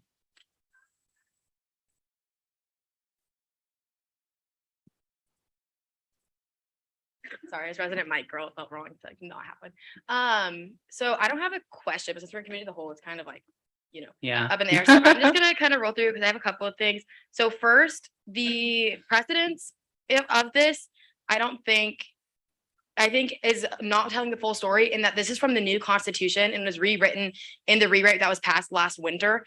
And so it was operated like that in the past years. And my understanding now, as I've dug more into this, is that it was kind of like quorum was calculated like it had in the past in the spring semester after this was passed, like this constitutional amendment and everything like that was passed, just out of precedence, because like to finish out the year the same way we started. But this, what the clause is referring to is new, like as of the constitution of last year. And so the precedence one, like I understand, but it's a different constitution, so a different set of rules. But the main thing that I wanted to address is, given I'm the head of the executive branch, I do feel a need to address anything that is addressing the executive branch, especially in a negative light, because I will continue to work really hard over this year to make sure that we're transparent and representing students to the best of our abilities. Sorry, I didn't want to like make people strain their necks. So with the executive branch and with summer StudEx, what was referred to in one of the whereas clause, and I believe it was like with increasingly, let's see, added 4 bills to the interim agenda over the summer and has acted as a council to pass a bill that was delayed because of new corn bills. Where's that one? You know what I'm talking about? Yeah. Is it this one? No, it mentions the executive branch as a. Oh, okay. Yeah. Oh. So what was it? It's whereas council's functionality is essential to limiting the involvement of the executive branch in passing legislation, which has become an increasingly prominent trend since its summer and during this semester. So interim agendas basically exist because you all don't really meet over the summer, for good reason, in that everyone's doing their different things, whether that be internships, study abroad programs, or just working a normal job to raise money for school, whatever it is that you all do. So full Senate doesn't typically meet over the summer, but that doesn't mean people aren't doing work. The executive board works all throughout the summer and is being paid throughout the summer. And so a lot of times that results in like the generation of legislation. The 4 bills that were generated this year is like very, very small in terms of what has historically been done with Student Senate. And so if you understood like the context of like what we're working with, it wasn't uncommon to see like 15 or 20 bills passed in the summer agenda. We were very intentional as an executive board in the creation of our legislation to only generate things that we saw as being helpful to the Student Senate from the first council, like gatherings and from the first cycle. So it's really important for me, like as like the head of the executive board, as someone who ran on principles of transparency, to articulate that that was the intention, that was what was being discussed over summer, and there was nothing else. And it's not an increasing trend. If anything, it's a decreasing trend. And so, yeah. And then with StudEx, their oversight is within like basically like that middle ground in between councils and full Senate. And so their power, they are given the right to interpret. Basically, it is composed of a mix of legislative and the executive branch. And it's basically just to be like a mediation thing. So like in most other like areas of like governance and things like that, they'll have like in the House, they have oh my gosh, I'm blanking right now, but they have like their conference committees. And so like they'll go and they'll kind of consult for like the body at large and then bring that back to be voted on, like after it's been like done. So that way we're not in Senate meetings for 6 hours as opposed to 4, which is already brutal enough. I think we can all agree. So that's the purpose there. And so I just really want to reiterate to all of you and assure you all in that like transparency and actually seeking to represent the student body is at the core of what the executive branch does. And also I very much so would vehemently disagree in that there is a problem within StudEx as well within that. And so, yeah, that's kind of all I have, but I know it's committee of the whole, so anyone can say anything. And this is committee of the whole, so this isn't technically a speech, but if it was a speech, it'd be a neg speech. I don't think we should pass this tonight, and I have a couple of reasons for that. First is that this is, in my view, unnecessary. The issues identified by Abdullah, including an iconoclastic executive that seeks to assert itself over a feckless legislature are just not true. This is the issues proposed have never really been a problem. And I want to reiterate what Sadie said, is that I just don't think it's necessary. Furthermore, I think bringing it up in a committee of the whole is problematic because it reduces the amount of time we have to look at and ask questions. Like, this is a long ass bill, respectfully. I think that there should be more time and deliberation, that it should go through the councils instead. Finally, I fundamentally disagree with the idea that the council executive should, by virtue of their positions, also have voting rights. Keep in mind that these are the same people running elections. Do you really want people running the elections, having voting rights? I personally view that as a problem, and traditionally voting or council executive members have not had voting rights. Like secretary, associate senator has, but I don't believe vice chair has. Their role is more so administrative than political, and I believe that we should keep it that way. I'll be voting no on this legislation and hope that you do too. Motion from Evan. And exit with the legislation. Second. Well, we've, You had a question. You just had a. I'll rescind for mass. all right, rescinded. So yeah, no rules. Statement: I think this bill makes a mountain out of a molehill, and it's being used by certain senators to air their grudges with the Student Executive Committee. Question: could the President of the Senate please describe or summarize the changes in quorum? The changes that I had made like previously. Oh, perfect. It'll probably be more helpful if I can actually get access up there. Yep.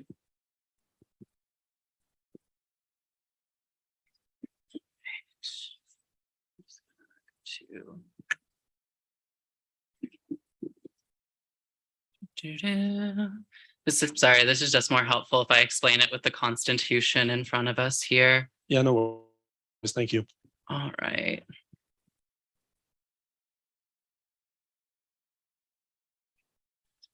All right, and I'm just going to start with the caveat here under responsibility as the senator that all student senators are required to become a member of one of the 3 student councils of the KU Student Senate and attend meetings of that student council. All student senators must send information relating to their student council membership and/or any updates or changes to their student council membership to the Director of Internal Affairs. And this attaches over here to student councils as well, because as you see here under student councils, general speaking and voting rights, any student at the University of Kansas is eligible to be a voting member of a student council. Previous attendance shall not be required for speaking and voting rights, shall only be extended until the second consecutive meeting in attendance. So this is the beginning of the section here and really leads what is generally required of students here at KU. In other parts of the section, you'll see section 1.1 that all student senators shall be voting members of a student council. In my view, and this is why all student senators were assigned to a student council this last cycle, this enables student senators to affiliate with the student council, as is their right under the Constitution, and to have voting rights in that council. Student senators are elected,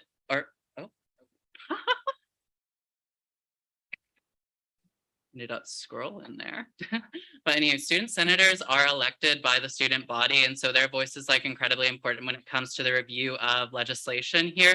And so part of this is making sure that student senators have a proper ability to review in whatever council they feel is like best to represent like their view on that legislation. And so what this essentially stipulates is that like student senators are able to affiliate with that council and then immediately vote with that council because it is the one that they are doing to like serve their duty to the student body here at KU. You'll also see members of the president's cabinet here shall have speaking and voting rights in the councils with the exception of president, grad president, vice president, chief of staff, and treasurer. However, this is another modifying clause. So while we may count as like any student at the University of Kansas, we do not count as people who are able to vote because of this modifying clause. And so by seeing virtue of these modifying clauses, it was interpreted that basically the quorum should be defined by the student senators that are affiliated with a student council. An email was sent on Wednesday, senators affiliated with the council that they wish to affiliate with. Only really like a few senators changed their council ahead of that deadline. And then when I scroll down to my role here, because this is important in understanding like why this interpretation was put in.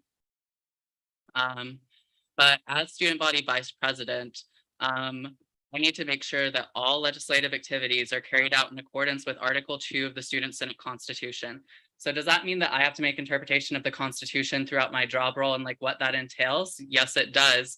But it doesn't mean that I'm completely like independent of that. And that's why Student Rights and Affairs Council decided to have a disagreement in the interpretation, and that it was brought to the Student Executive Council to have a discussion. Student Executive Council felt that it really didn't have like enough like context for this discussion and felt that more voices were needed. And so that's the reason we're here today. This was going to be the discussion that was later in the agenda, but it was clearly forced the issue here. And so, yeah, so StudEx has to decide what the interpretation of this should be. And so if that interpretation is that what is like currently stipulated by like me as the vice president, it would be that every student senator here should have the right to affiliate with a council and then vote in that council. If it is on the other side here for Rights and Affairs, Abdullah, what would you say? For the Rights and Affairs interpretation. Well, can you go back to where, because you know where it is, the council? I do, yeah. Council's rules. So you'll hear Abdullah's interpretation, and this is something like of a discussion that was brought up. And so this legislation here, I'm guessing, was introduced to like concretely put in that interpretation. But yeah. So over here, here's the Students' Assembly. There you go, Abdullah. Are there, I guess first of all, before I guess I give it over to you, are there any questions? I saw one from Lena first and then Gordon. Go ahead. Yeah. Is this thing an actual mic? Like, can you hear me? Yeah.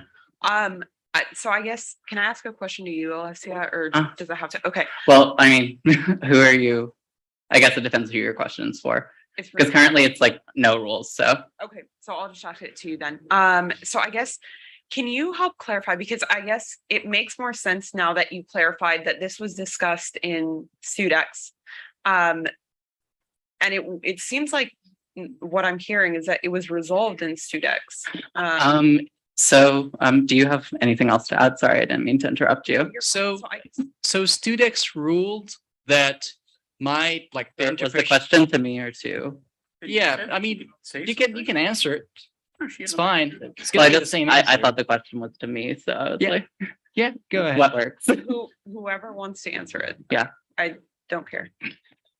Thank you, Sam. So StudEx Pretty hard ruled during committee of the whole. that the interpretation that I made is the one that's gonna stand until we have a discussion here. Objection. All right. Objection. Seems like there's objections on the floor. I want clarification. Okay.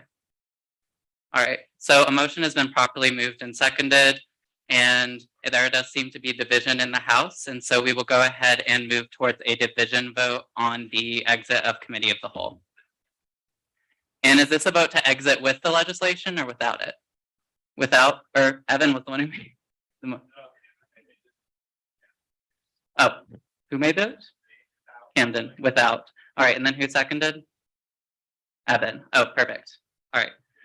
And so now we have a motion on the floor to exit without the legislation. Nathaniel, could you get that in? Huh? Can I guess I can ask a point of information. I mean, A clarifying question. you can ask. So I guess, so it seems like in StudEx, you guys talked about this, and what Abdullah was saying is that they voted already to have, especially with on this bill, to be rules moving forward. Yeah. I made the motion. So Oh, you made the motion? Or I made the motion that got us here. So I can explain what the intention of the motion was. Yeah. I think, yeah, we do. Yeah, we need to put the vote up. Yeah, to vote. Basically, that was, Oh, Sadie, could you explain it in the mic so everyone can hear? yeah, so I'm just gonna explain this as a part of that. So the motion, students did not vote on a determination. And so I think that that's just like a misconstruing of what happened. Student Senate or StudEx voted to have a discussion here. It was just to bring it to like, introduce it to the space, get some feedback, and then regroup next Monday and vote formally as a StudEx. So they didn't. No, so StudEx didn't vote on an interpretation, and so they are not, StudEx as a committee is not supporting or opposing based upon that vote, either one of these. So yeah, But we did vote to uphold the rules until Wednesday. Students voted, so basically there's question over whether to accept the rights voting records and like their votes as they were on Sunday because they followed quorum by their interpretation, but by the executive staff interpretation, they didn't meet quorum. And so what my motion was to accept what the votes on Sunday as fine, to let that legislation pass, to be respectful of the time of the senators in that space, considering there was some confusion, and as a one-time thing until we decide a final definition next Monday at StudX. So it was kind of just like an intermediary thing. It wasn't supporting the position or the quorum. It was just to say, hey, we want to respect those senators for gathering on that Sunday, respect their time, willingness to gather, but we do need to decide something moving forward.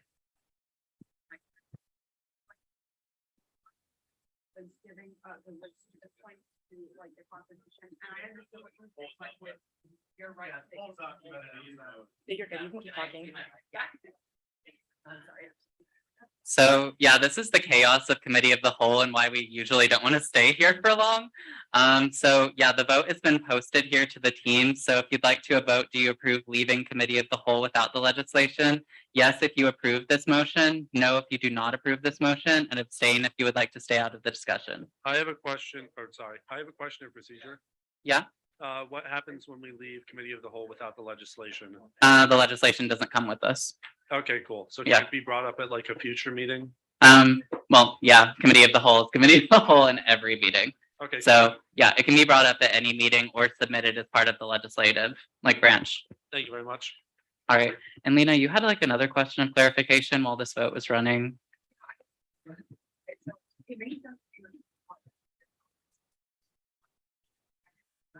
I guess I've been doing that. Like, so, I can to understand more, why does she say active quorum, right? When you do the quorum of the that's what I'm thinking. And they didn't meet, I guess. Oh, because it was student senators, because it says all student senators have like rights and like student councils, and so. Yeah. That was an example. Huh. Yes. Yeah. Yes. All right. All right. Anyone who has not voted on this that has the ability to do so? All right. Then I'm going to move to close this vote with a vote of 27 in the affirmative, 2 in the negative, and 1 abstention. This motion clearly passes.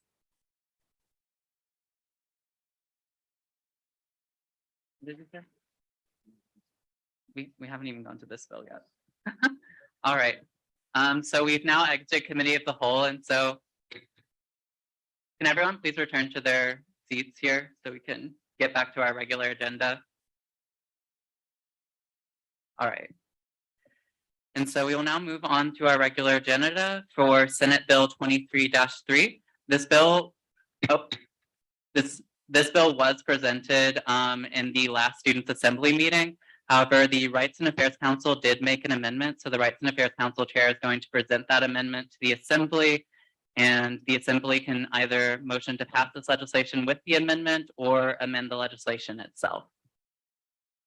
And so Abdullah, you'll have 2 minutes. Will you need that long to address the amendment or?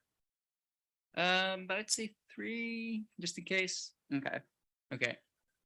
Here, I can help you. Oh, yeah, perfect. You got it. It's the amended version of 3.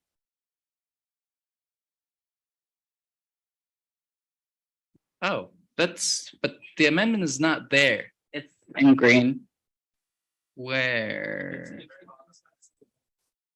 The last sentence. All student senate meeting for the assembly. You're hovered over it. No, go down, down. It's right there. Oh. Oh, okay, I see. Yeah. All right, are you ready to begin? Yeah, so Can we listen to our speaker, please? Thank you. So what this does is that every meeting that we have here would be also held online. So people who can't make it here, who live far away from here, or people who just want to stay home for the night because it's snowy or it's rainy, whatever, people who are immunocompromised and can't come here because they're just going to get sick in a room of 60 people. They can just attend online because that's how it was last year. And that provided much more accessibility, even like for a lot of people. I do know people who just don't want to be here because it's, you know, it's 9 p.m. and you don't want to be there on a Wednesday night like this. So I don't know, if you share those feelings, then pass this amendment. If you don't, just take it out. And I'd also recommend adding something about recording meetings, because I have noticed, like in not just this year, but also like previous years, some meetings get recorded and some meetings don't. And I want us to take responsibility on what we're recording, what we are not, just so we can be transparent and so people can see what we're doing here, because, you know, we're passing funding bills and university policy, and that's important for people to have a record of. All right, any questions? I see a question from Anthony. And we do have 30 seconds on the clock. Do I have any motions to extend time? Sadie? Second. 2.5 minutes, and you just second, Abdullah? Yep. Perfect. All right, so I'll go ahead and extend time by 2.5 minutes, starting at your question. Okay, so first of all, as far as I understand it, all the meetings are on our YouTube channel. Secondly, yeah, but not the councils. okay, secondly, the new amendment doesn't give room for the requirement that the first meeting be in person. And we had a speaker, I can't remember who it was, who shared about the importance of having at least the first meeting purely in person. And so I would like to see the amendment give some room for that. Yeah, yeah, you can add that amendment. Okay. Do you want a motion? I'd like for the amendment. Hey, to be I taken also, out. Do we? Anthony, So this was more of a question period. Can you take the amendment out? Yeah. Sorry, Can you take the amendment out, I guess, with that? the whole amendment? Yeah, So you don't want it at all? all right. Any other questions for Abdullah? All right, seeing none, you'll go ahead and call. I have a motion to amend the legislation as presented. Oh, motion to amend. Do you have a neg speech? Here. Well, what? Do you have a neg speech Yeah. and a sure. motion to amend? Okay, Uh-huh. perfect. All right, I'll just do that. perfect. Okay. All right, thank you, Abdullah.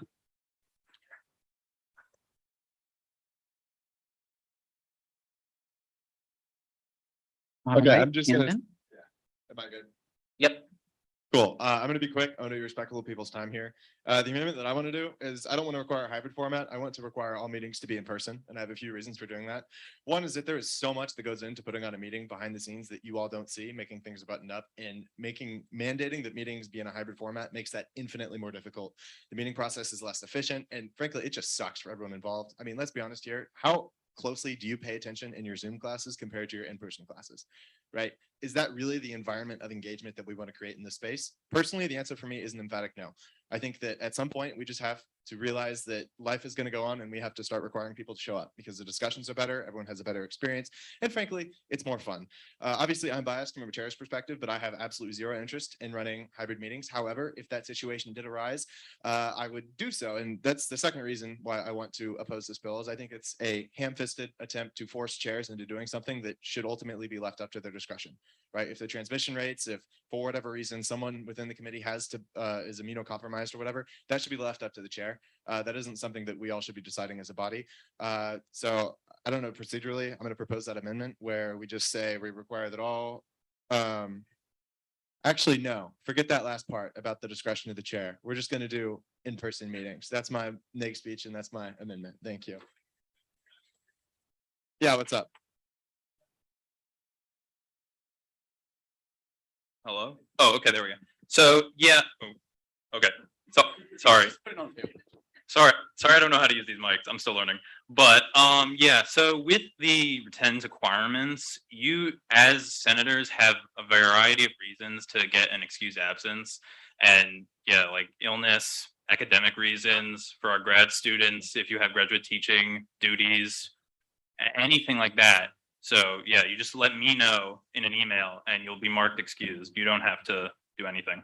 Yeah, also, I want to clarify my comment about hybrid at the chair's discretion. For individuals who have to, or who are unable to go to an in-person meeting, whether that be because they're immunocompromised or any other, reason, there are mechanisms on the university, like the AAC, where you can get accommodations and we can get around this. What I want is, as a general rule, I want the standing assumption to be that all meetings are in person unless some exigent circumstances that necessitate an accommodation for an individual require otherwise. Question. We're at time. Do we have like a motion to extend time? I see. All right, by how many? 3 minutes. All right, do I see a second? See a second from Austin. Any objections to extending speakers' time? All right, seeing none, time is extended. Camden, could you also come review the amendment from what I gathered? At least you were saying before I post it in the Teams.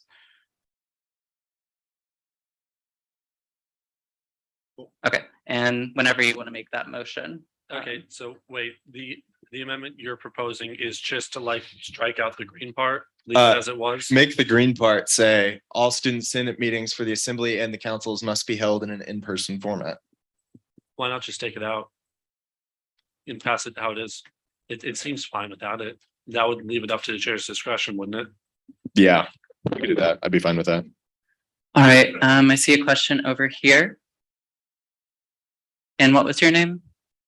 Dorothy. I just had a quick question about what Nate said. You mentioned like accommodations being made, but I thought senators only had like 3 excused absences. No, so you have, okay, so like in the Constitution, there's 2 ways you can get called in front of StudEx for a hearing about your attendance related issues. And one of those is if you have 2 unexcused absences. And then the other is if you have 3 absences of any kind. But if you have 3 absences of any kind, that doesn't mean you're just going to be automatically removed. That just means we, as the leaders of the Senate, want to have a conversation with you and see like what's going on in your, like, oh, okay, sorry, I was just really sick for like a whole week or like 2 weeks and I just couldn't attend. And we'll be like, okay, that's fine. And then we'll keep that person. Like sometimes there are just crazy things that show up and, mess with your time. Thank you. Saw a question from Hara, then Abdullah. Not a question or just a talk? Oh, well, we're in a question period, so yeah, if you would like to make like a positive speech, we can do that. A positive speech after our question period. Abdullah? Chris, could you? Thank you so much. We can already provide that option and have it held online and in person. Why are we just adding another layer of bureaucracy to make it harder for people to get those accommodations and discouraging them from running for those positions in the first place while they don't know if they're going to get that accommodation or not? Well, I appreciate that question, but frankly, I think you're kind of making a mountain out of a molehill. I'm not aware of any instances and like ever in student senate history where that has been an issue. And I fundamentally believe that Senate should mirror the policy of the university. We're all really in in-person classes. At some point, you got to move on and you have to accept that we're going to have to show up to things in person. And that's what I want to see in this space. Right. Any other questions for Camden? One over here. Can we get a mic? And what was your name? Oh, All right. also I put in my new Invisalign today, so I'm especially like, so I guess I don't have like, I guess this is personal, but I'm going to try to make it not. I am a non-traditional student. I do not live close. So say we have like bad weather would be my issue coming down the line. I could probably get that excuse for not being here. However, I would like to be here because I would like to vote on things. So what to you would be an exception for having someone do like, I would be here all the time unless there was weather permits. So Well, like, how could we set that up? Yeah, traditionally, if the weather was such that, transportation wasn't issued, then the meeting would just be rescheduled or canceled. Like if classes were canceled by the university, then meetings don't traditionally happen. I would also, again, like to clarify that Chris's suggestion was pretty great, that we just strike the whole green text thing. I'm up here freewheeling, if you can't tell. I just got up here and talked, so I apologize if this is rusty. Essentially, my view, I guess, is that my committee will be in person unless some extraordinary circumstance. I think that in general, it is best to have meetings that are in person unless there is some extraordinary circumstance. So I haven't officially proposed an amendment yet, Mo, but would you feel better if that proposed amendment included something that unless some exigent circumstance, then the meetings will be held in person? Like, are you cool with that? Including bad weather. I mean, I want to be accommodating for people who can't make it to campus for something like bad weather, but We are out of time, so yeah, sorry, I had to cut you off there. I thought it might be shorter. no, it's cool. Extension 3 minutes, second from Austin. All right. Any opposition? Yeah, objection? All right. All right, so now that there has been an objection, we will go ahead and move towards a vote unless you would like to rescind your motion. There is a positive. Mhm. Well, we can, yeah. Yeah, but I'm we asking can. if like the motion to extend Camden's time has been withdrawn. Rescind? All right. Yeah, are we having a vote on the amendment or what's the deal here? If you'd like to motion to amend, Okay, yeah, I would like to formally make a motion to amend the bill to, can we like open this to discussion? How does this, did you say strike green text? let's Or- just do that. Let's get rid of the green text. All right, do I see a second to that motion? All right. We do have a second over here from Farzad.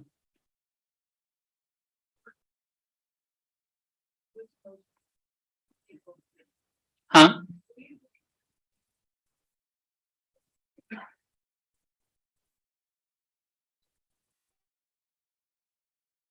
Yes, well, this is like the motion to vote. And so the reason it takes precedence is because we want to make sure that we're editing legislation like very quickly to make sure that we get out of this meeting in a timely manner.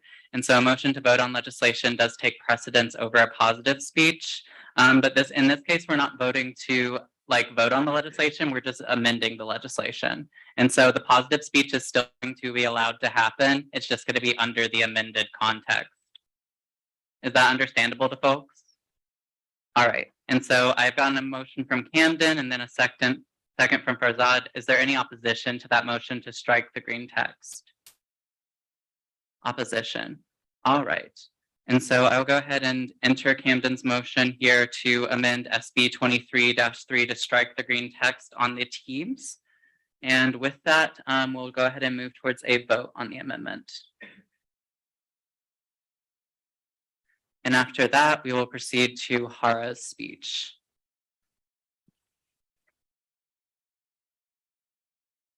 Any other questions of clarification? I know that was a lot to throw at y'all. I know it's nearly 9 here. Also, Farzad? am I done? Can I sit down? You're done. Yeah, you're good. Thank you, Camden.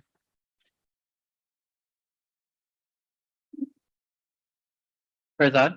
So by striking the green text, are we leaving it open to ambiguity? Like whatever? Well, yeah, because originally this was just dealing with attendance of student senators. So right now it's just going to stay under like what generally is accepted in student senate, that the chairs of different bodies will decide what sort of like form or format a meeting will have. Okay, thanks. Yeah. All right. And the vote has gone up. Do you agree with Camden's motion to remove the amendment to Senate Bill 23-3? Yes, if you would like to remove the amendment. No, if you would not like to remove the amendment. And abstain if you would like to stay out of the discussion. This requires a simple majority vote. Yeah, to clarify, the amendment that is being removed is the green text, which was an amendment onto a constitutional amendment. So this amendment is on the amendment to the constitutional amendment. Does it make sense yet?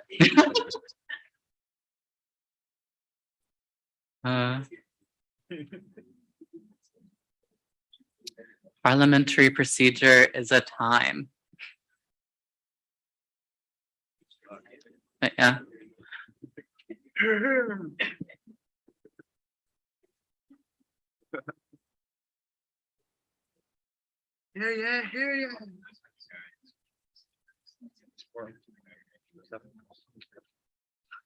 Dude, if we don't fix it.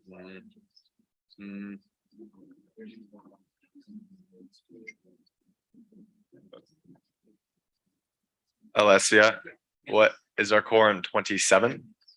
Yes, it is. Cool. Yeah. I'll be granting though like 30 more seconds for folks who haven't voted to vote on this. You moved it back a week, right? Yeah. And that guy's kind of just flying by the seat of his pants. Cool.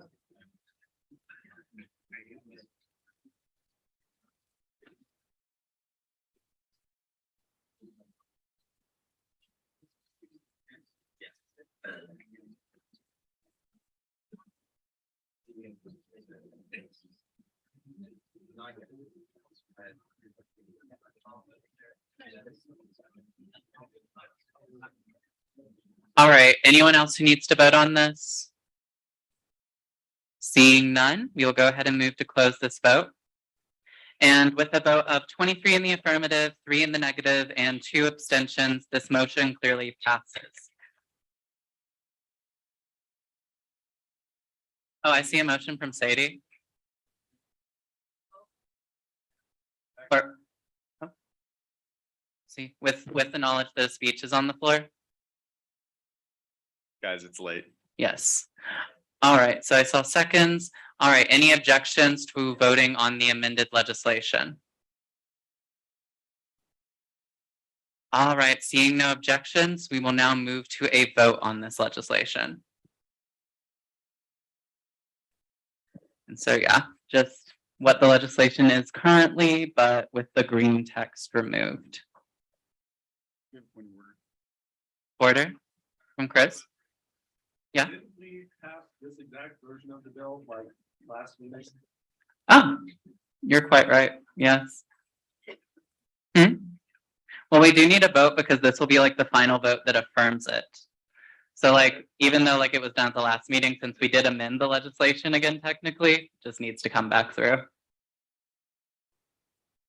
Yeah, won't have to deal with this for any other legislation throughout the year. This was a very specific case for interim agenda legislation. Other legislation is not going to bounce back and forth through the legislature like this.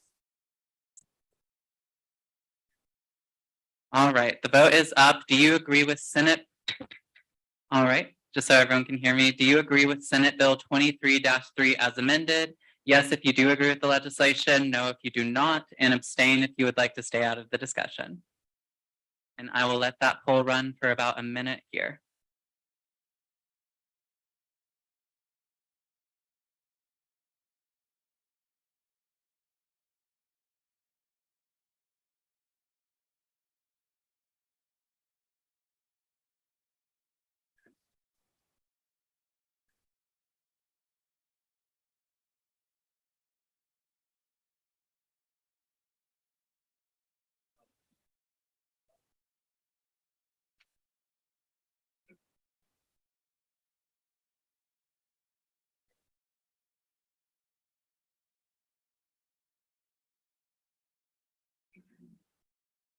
All right, I'm seeing 25 of the 27 required, still looking for votes.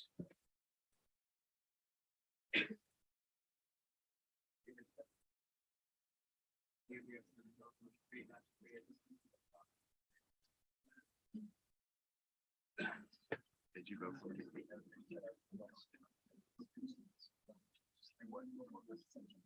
Yes.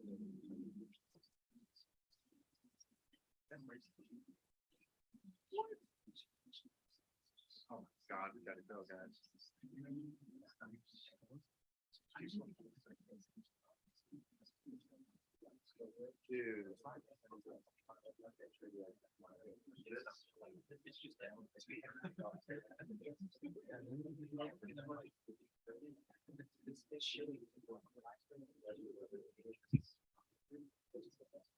Is there anyone who hasn't voted yet? We're still 1 vote away from meeting quorum.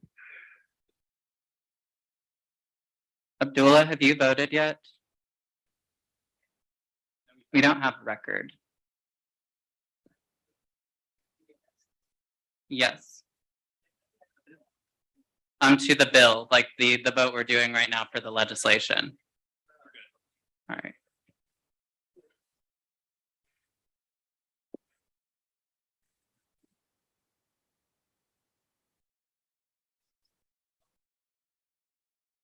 All right, yep, perfect. All right, anyone else who needs to vote on this that hasn't yet already?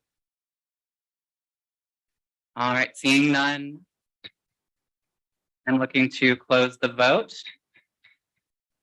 All right, and with a vote of 26 in the affirmative, 2 to the negative, and 0 abstentions, this bill clearly passes.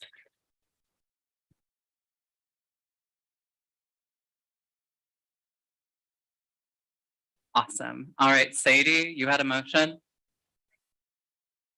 All right, Sadie's made a motion to strike the discussion. I see a second from Ethan. All right. Any objections to striking that conversation from the agenda?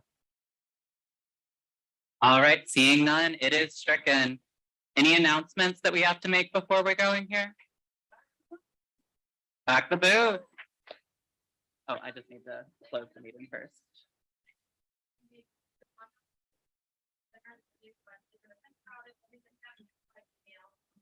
But make sure to get involved. This is our whole team is winning like a lot. It's gonna get you ready for homecoming. We'll be 4-0 next week. Back the damn booth. All right, motion to adjourn. Motion from Turner. Do I see a second? Second from Austin. Any objections? Seeing none, we are adjourned. Thank you all for your time tonight.